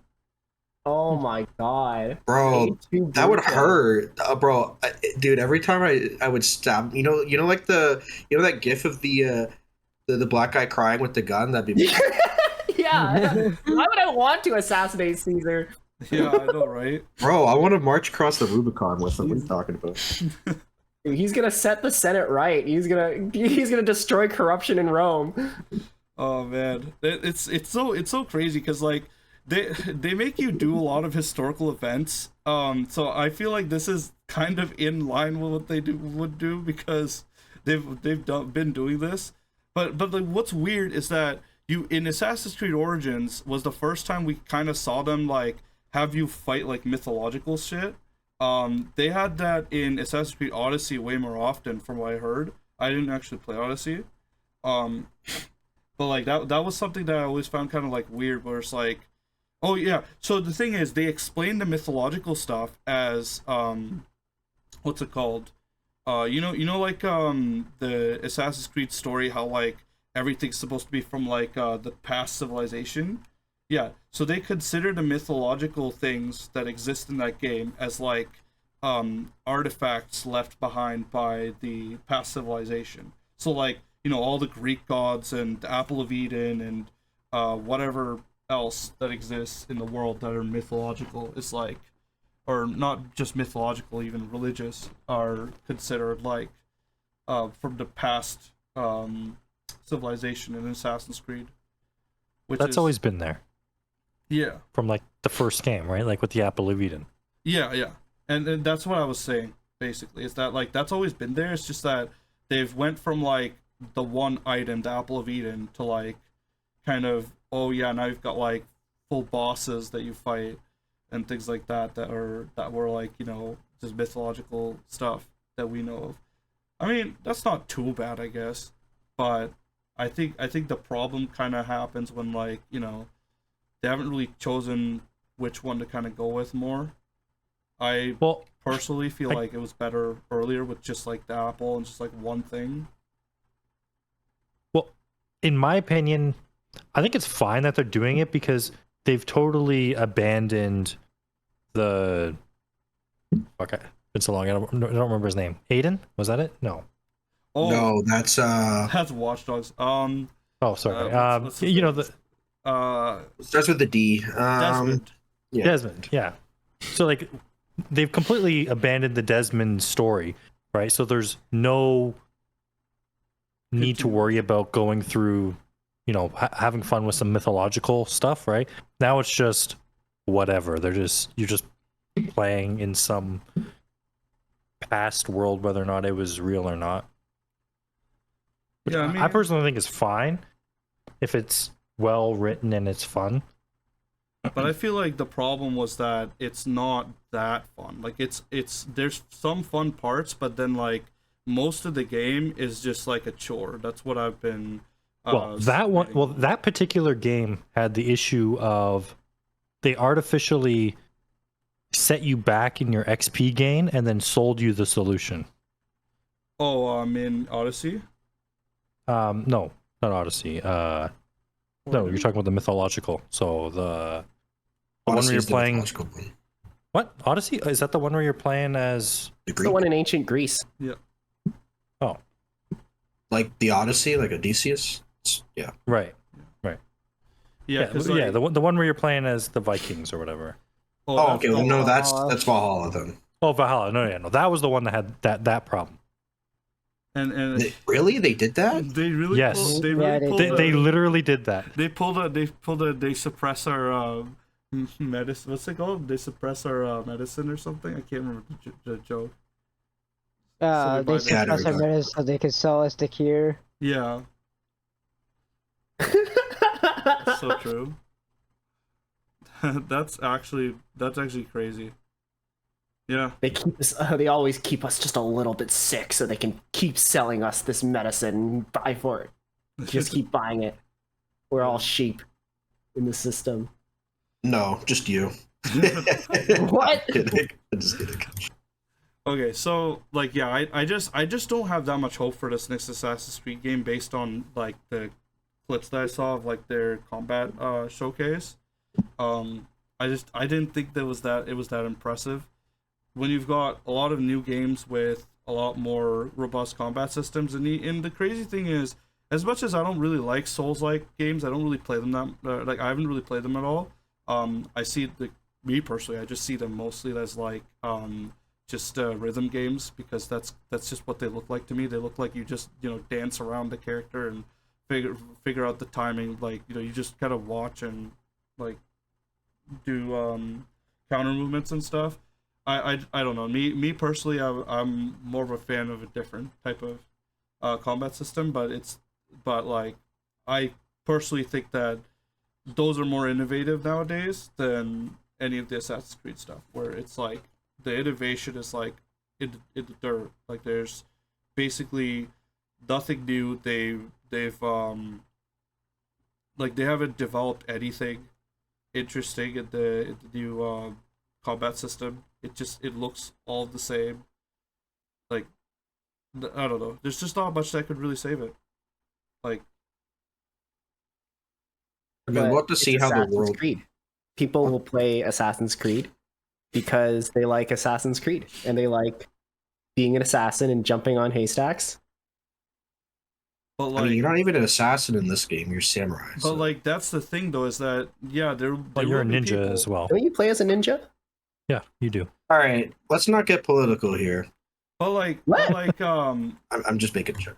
but like the thing is that like yes, there will be people who will play this next Assassin's Creed. You're right, Howda. But it's like if we okay, I don't want to say if we craft it, but if we look over time, I'm pretty sure the amount of people that exist that have said that statement has gone down a lot, right? Like okay, let's just ask throughout the group. What's the last Assassin's Creed that you've honestly played and liked in the group? Let's Black see. Flag. Black Flag. Assassin's Creed 2. Based. Is that the only one? Is that the only one you've played? Assassin's Creed. No, 2? I played 1 and 2. I've played a little bit of Black Flag, but was it Black Flag? It was like either 3 or Black Flag, and I just didn't play the rest of it. Yeah, and for me, In my the last opinion- one I played and enjoyed was probably Origins. I didn't Bro. like Yeah. Origins that much. I like Bro, the golden age of Assassin's Creed is Assassin's Creed 1 to Assassin's Creed Black Flag. Black Flag's stretching it because the only reason why it's good is because of the fact that ship combat. you have the ship combat. If you didn't have the ship combat, it would not be as liked. It would be very much worse. Assassin's Creed 3. Well, I mean, but that was the whole premise of it, right? That it was supposed to be very different. Yeah. It was building off of Assassin's Creed Just make a 3's different game. ship And combat. they took that risk, and then then they just didn't really build on it, because then they made Unity, which had one of the worst releases. Oh man, that release was like I mean, the game Wow, that's though. finished, now for Unity it's probably mechanically like the video game itself. I'm not too sure about the story. Asking for a good story from Ubisoft is like, I'm not going to say it, but they're not going to give you a good story. not anymore, at least. I mean, not since like Revelations. Ever since they got rid of the Desmond storyline, and they realized that them getting rid of this Desmond storyline is them saying, we give up, right? Like, we give up. really It's is. really what it is. That's just all it is. We give up. We don't care. We're just gonna move on. And sure, the gameplay is still decent in Assassin's Creed Black Flag, and that's mainly because of the fact that you get to play as a pirate, not really because you're an assassin. But that honestly, the assassin part felt like a side story compared to the pirate part, which is ironic considering it. But Assassin's Creed 5, in my opinion, from what I've seen, hands down, probably the best gameplay you're going to get in Assassin's Creed game. 5. I mean, That's Unity. That's where you play as. Bro, why do they keep making us kill all the good dudes in Arnold. history? He plays Making me Arnold. kill Caesar, making me kill Nobunaga, making me kill. Is that the one where you get to friggin- play as 2 different people? I don't Or is know, that the but next you one? Oh, killed French Revolution. That's Yeah, kind of interesting. you killed Napoleon Bonaparte. Weird. He called him. You kill Napoleon in this one? Of course. Who else were you gonna kill? Who are you gonna kill in the Napoleonic Wars, Howard? Wait, hold on. Do you actually kill Napoleon in that one? So what? maybe you, in the you like DLC. sail all the way to the island of St. Helena and kill him in his Wait. sleep? Like, Do you not kill Napoleon? Well, who do you kill in that story? There's only one person. Hold on, Hold on, stop. Yo, Robespierre, stop. Wait. No, you can't kill. Napoleon wasn't killed. He wasn't? No, he died in his sleep or whatever. Like he just died. He got exiled to St. Helena. He died of like stomach cancer or something. Yeah, he died. He died. Okay, of but disease. this is also. You sail to St. Helena, you murder him while he's No. writing his diary. No, I mean, have you seen the ending of Assassin's Creed 3? I could see that happening. wait, what happened at the end again? I'm trying. Are you talking In about? Assassin's Creed 3, when you're playing as Connor, he's like chasing Charles Lee through Boston, and like I don't know, he just chases him down and brutally murders him. It's craziness. Yeah, I was gonna say. Bit of alternate He history going hunts. on. He's literally hunting him down. He hunts Charles Lee down and kills him like an animal. Well, that's what Charles Lee deserves. He's an animal, but that's besides the point. Yeah, no, I mean they had the DLC where you killed. Wait, do you kill George Washington in that DLC? I don't even remember. I'm pretty sure you do because it's an alternate history where George Washington tries to become like a king. Oh, I heard of that. Never played it though. That sounds like kind of a sick game. I think I Oh, would try it out. Speaking of Ubisoft, they require you to be connected online to play any of their games through Ubisoft Connect. By the way, so like if you want to play Assassin's Creed, you have to be connected. Yeah, and you also Like have part to of log their into DRM. their launcher. So I will add the reason why this is annoying is because I was trying to get into Revelations to like look at all the spots in Italy that I visited in real life, right? In Revelations, Sorry, was it Revelation? Oh, sorry, wrong one. My bad. 2? You mean? E2, I meant to. Brotherhood. I didn't open up Brotherhood, but that's one I could have opened up to see Rome. I opened up just what's it called Assassin's Creed 2 to see Venice and to see what's it called Florence, and yeah, it was pretty crazy because like I had to log in beforehand. It like so the process wasn't just I opened up my Steam Deck and just got there. It's just like I had to like log into the game and everything. But once I actually got in and opened up my Steam Deck and was able to go there, like it was quite cool. It's just disappointing that I had to do all that just to get Assassin's Creed up on the Steam Deck. Brotherhood didn't even work because there was like a different problem that Steam Deck was having an issue with because of Ubisoft launcher, which I mean, typical issues with Ubisoft. But yeah, like the like that's kind of what I was trying to get to though earlier with Assassin's Creed and the interest over time is that yeah, even within this group you can see that the interest in Assassin's Creed has gone down quite a bit. And I think within a lot of other people I've talked to, it's gone down to basically darn near zero. Like I don't know anyone who played Odyssey. I don't know anyone who had any interest in any of the recent Assassin's Creed. Yes, there will be some level of people who will buy it, but I just think that that number is just so much lower. And the respect that people had for like the series for what it was has definitely gone down in years. I think it's like I think the demographic for Assassin's Creed players is definitely like changed. Yeah. Like I think it's moved on, and there's more people that are interested in. Souls-like. Are the new Assassin's Creed games Souls-like? Like No, the combat's definitely not the same. Like No, how has the combat changed for you? like I haven't played it. I've seen people playing it, and to be honest, it's You played Assassin's Creed Origins. oh, That's you're talking about different combat. Origins. Okay, so yeah. Anything after 5 is different. Origins, I mean, Origins, it actually kind of makes you try to like pace yourself properly a little bit. So like it tries to get you to not just like it's not the same as like the old ones where like you just do one like what's it called? You do like one attack to like bash their shield, and then you can just combo them, and then like you do your assassination thing, and like you basically get like a glory kill or whatever you call it. What do you call it? It's like a counter kill, yeah. Yeah, like you don't get that anymore. It's not the same as like the old ones where you just like chain a bunch of kills together. And to be honest, that was kind of cool, and I kind of wish they kind of stayed mostly with that, just because that was kind of the whole point. That You feel like an assassin. yeah, the combat wasn't very deep for a reason, and I think like deepening the combat makes it less of an Assassin's Creed game and more of just like, like I think by the time they got to Odyssey, this is where, or not Odyssey, Valhalla, this is where I think like the assassin part of the game just kind of like disappeared. I'm pretty sure. I don't know. Maybe I'm wrong on that, but like last I saw, like the focus was no longer the hidden blade and assassinating with that.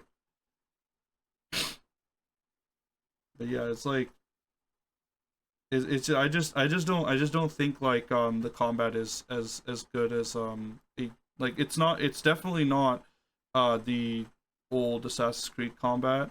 And I get it, like they have to make some changes and they have to improve on it and things, but at the same time, like there are some things that I think like people just want because like it's badass, like it's just an assassin thing, and I feel like they could have kept it, especially the chain kills and things like that. They could have made it more difficult in other ways. Maybe.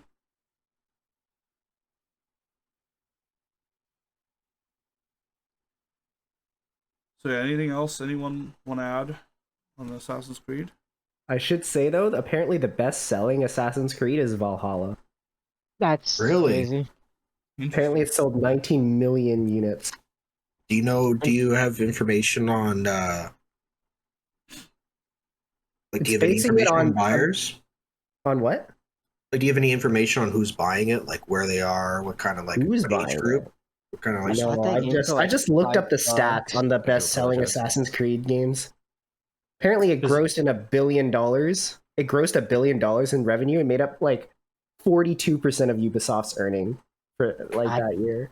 I'm just curious who bought it. Like I've not heard anything positive about that game. I feel like I- Assassin's Creed has become like such like a mainstream franchise that like every like random guy with a PlayStation who doesn't really care about video games that much probably like bought Oh, it's it. like a FIFA game. Okay. that's what I Yeah, think. At least. that should be true. I read online that FIFA fans have like the lowest average IQ of all okay, types of okay, games. okay. That's Whoa, crazy. Okay. that's crazy, dude. All right. That sounds It's good. probably not true, but that's probably what Podcast. I think about. Dude, one of my friends who's like the smartest guy ever plays FIFA, bro. He used I to feel be like like top 100 challenger in League, and then he just stopped playing League and started playing FIFA, and now he's happy and he's buff. so. Anyways, Yeah, so the Sad things to pipeline. hear. Sad things to hear. He should have stayed a League of Legends player and So- wasted away in his room for the rest of his. So anyways, what I was gonna get to though is yeah, I just like, well, yes, the earnings might have been high for that game. Like, did it stay that high for Mirage and for I don't know if they released any other ones other than Mirage. Mirage is the only one I can remember in recent years they released after that. Assassin's Creed Mirage. Is that a new one? I've never the even one where heard of it. it's the one where you're in Baghdad. It's the Iraq. Yeah. It says it's supposed to be like in your roots, or the Assassin's Creed's roots, and basically what I've heard from reviews is the game feels empty. You don't really, like I said, another common theme with Ubisoft is you don't care about any of these characters. They feel robotic almost. Oh, that's another thing with, especially Assassin's Creed. So apparently, Oh yeah, keep going. apparently Assassin's Creed Mirage has, according to Insider Gaming, I'm getting this from Wikipedia, the game has accumulated 5 million players and estimated $250 million in revenue. They So- probably made back their money for sure. So yeah, not as good as Valhalla. Valhalla is like insanely good, like in terms of sales. It's probably because people just saw Viking aesthetic and probably wanted to play the game. That's Well, they probably also true. all probably bought the XP boost. That's probably where they got all their money from. It's probably true. What I was gonna say is that, especially in Assassin's Creed games, Ubisoft has like animations for their characters that look really robotic. So I don't know. Have you ever seen like Assassin's Creed games when you talk to like NPCs? They look like robots. They don't. The animation's very bad. I don't know what the fuck they're doing. Is it like worse than what was it, Andromeda or whatever? Mass Effect. It's actually about on par with Andromeda. Oh god. Yeah, it's like they hired BioWare to do all their Yo, animations. It's honestly, ridiculous. we have to leave Andromeda for another day because holy crap, I don't want to think about BioWare's. How to look up how much Andromeda made? I want to see. Mass Effect Andromeda. Yeah, Yes. just look it up. Yeah, I'll see. Do you know I Bring it up, actually Melvin. interviewed for BioWare I'm as sorry. a I'm sorry to contractor to hear help them that. finish Dragon Age. Oh Well, my I'm glad you God. dodged that. Yeah, That was I'm glad yeah, you I dodged that, didn't man. make it. Oh man, that would have been, dude. I don't know. I heard Dragon Age is not that good. I heard it. I heard it People was were like really very mad with mediocre. them. Mediocre as heck. That's what I heard. There was a lot of like So you wanted to know DLC how... or whatever it's called, like in-game purchases that they didn't like for a single-player game. Oh Mass yeah. Effect Andromeda stats. What is it so?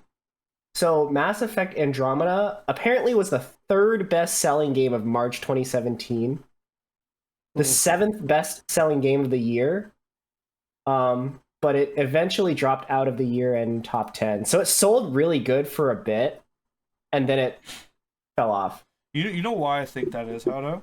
It's because Mass Effect fans were like they were like really fiending for a new Mass Effect game.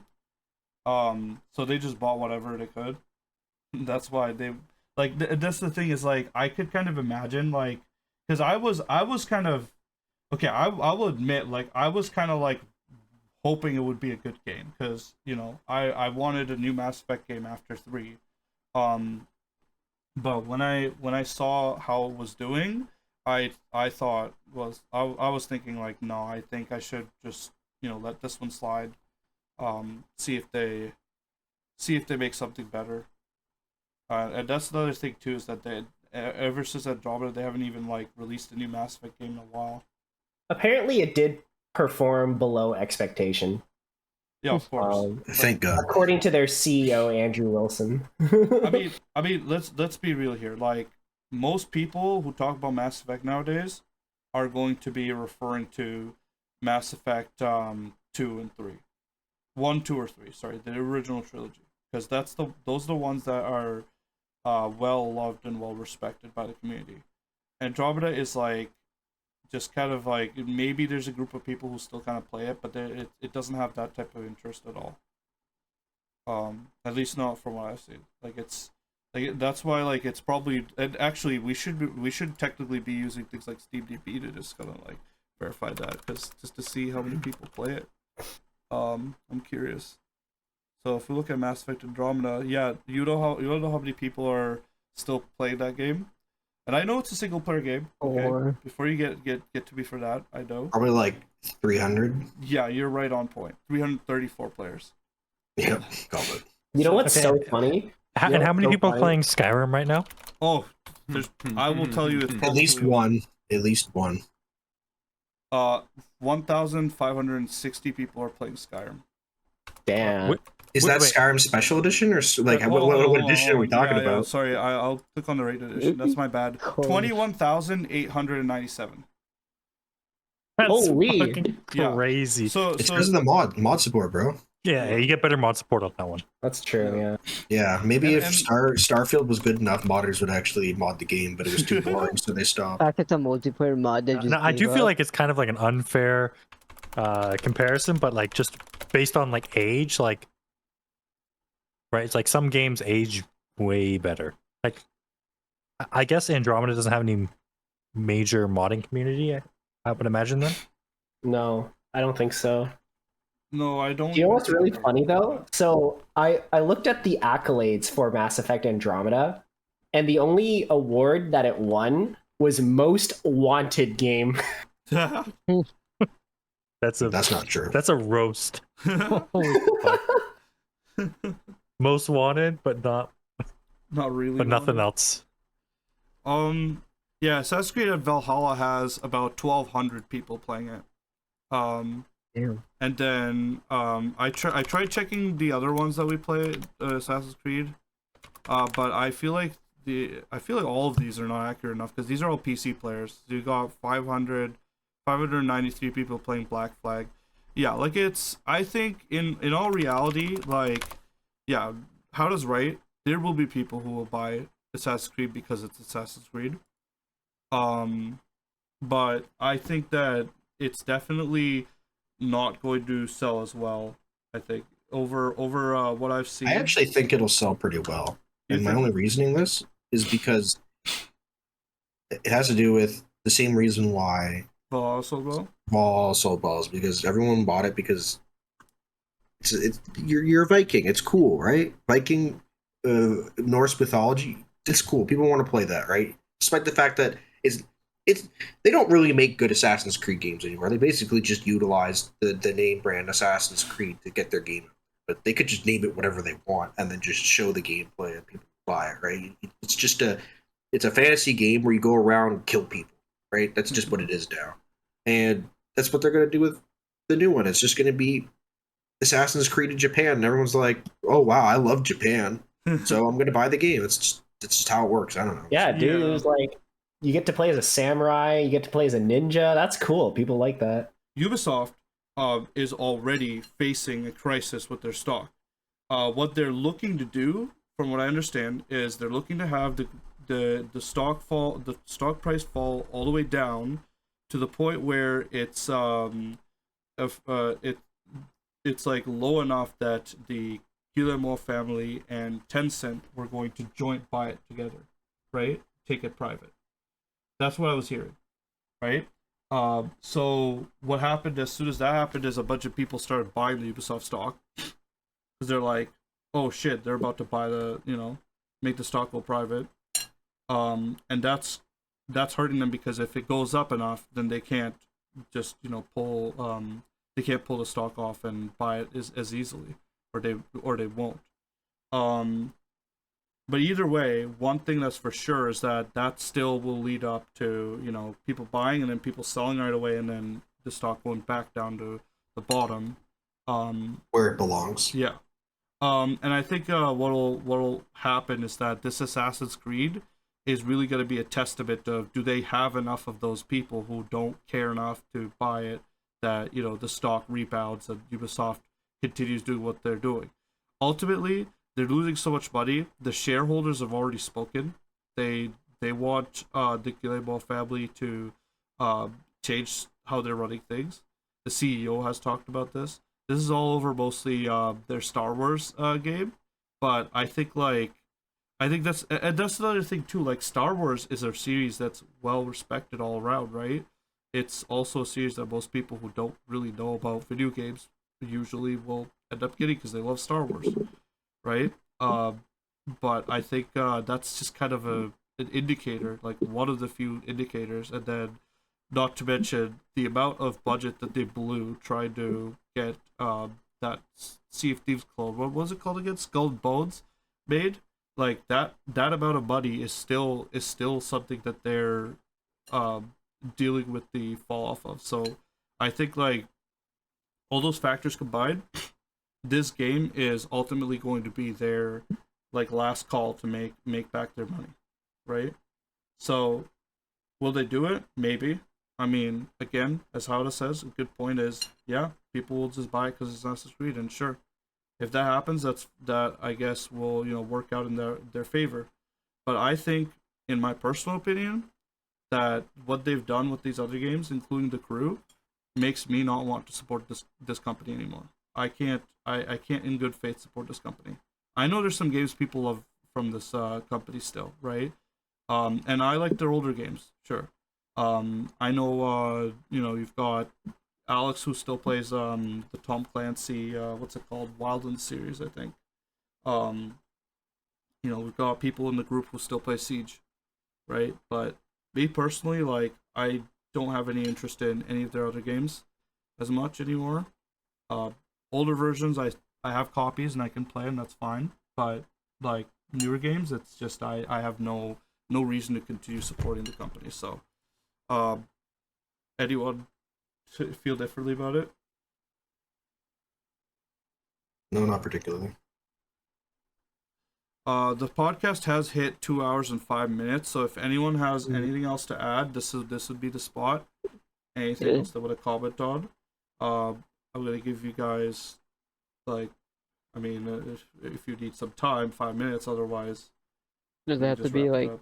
about Ubisoft specifically right now, or Well, can it be about? I don't care. Any of the topics that we discussed. If you guys want to add I anything mean, that you forgot.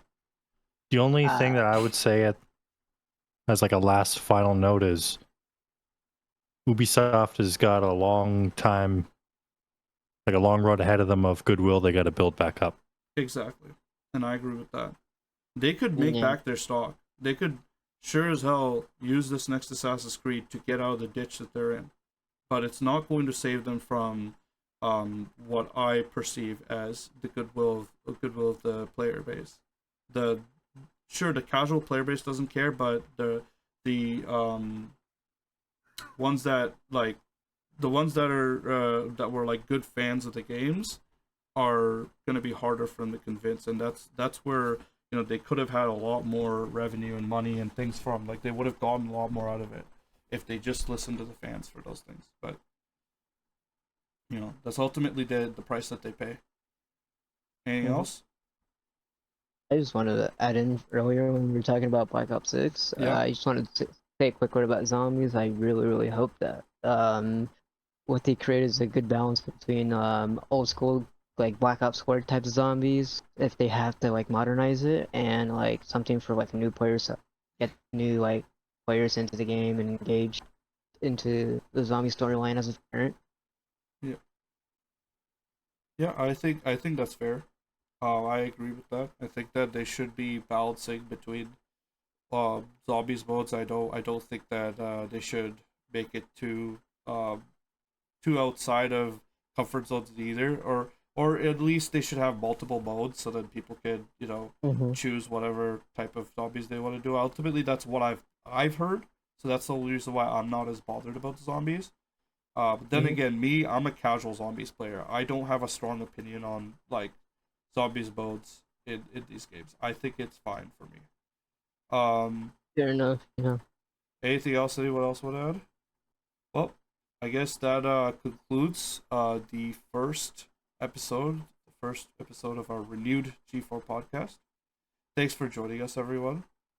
And we hope to see you guys hopefully within the next month. I think we're going to do the monthly. We didn't actually decide whether or not we want to do them bi-weekly or monthly, but I honestly think it's better to do them monthly.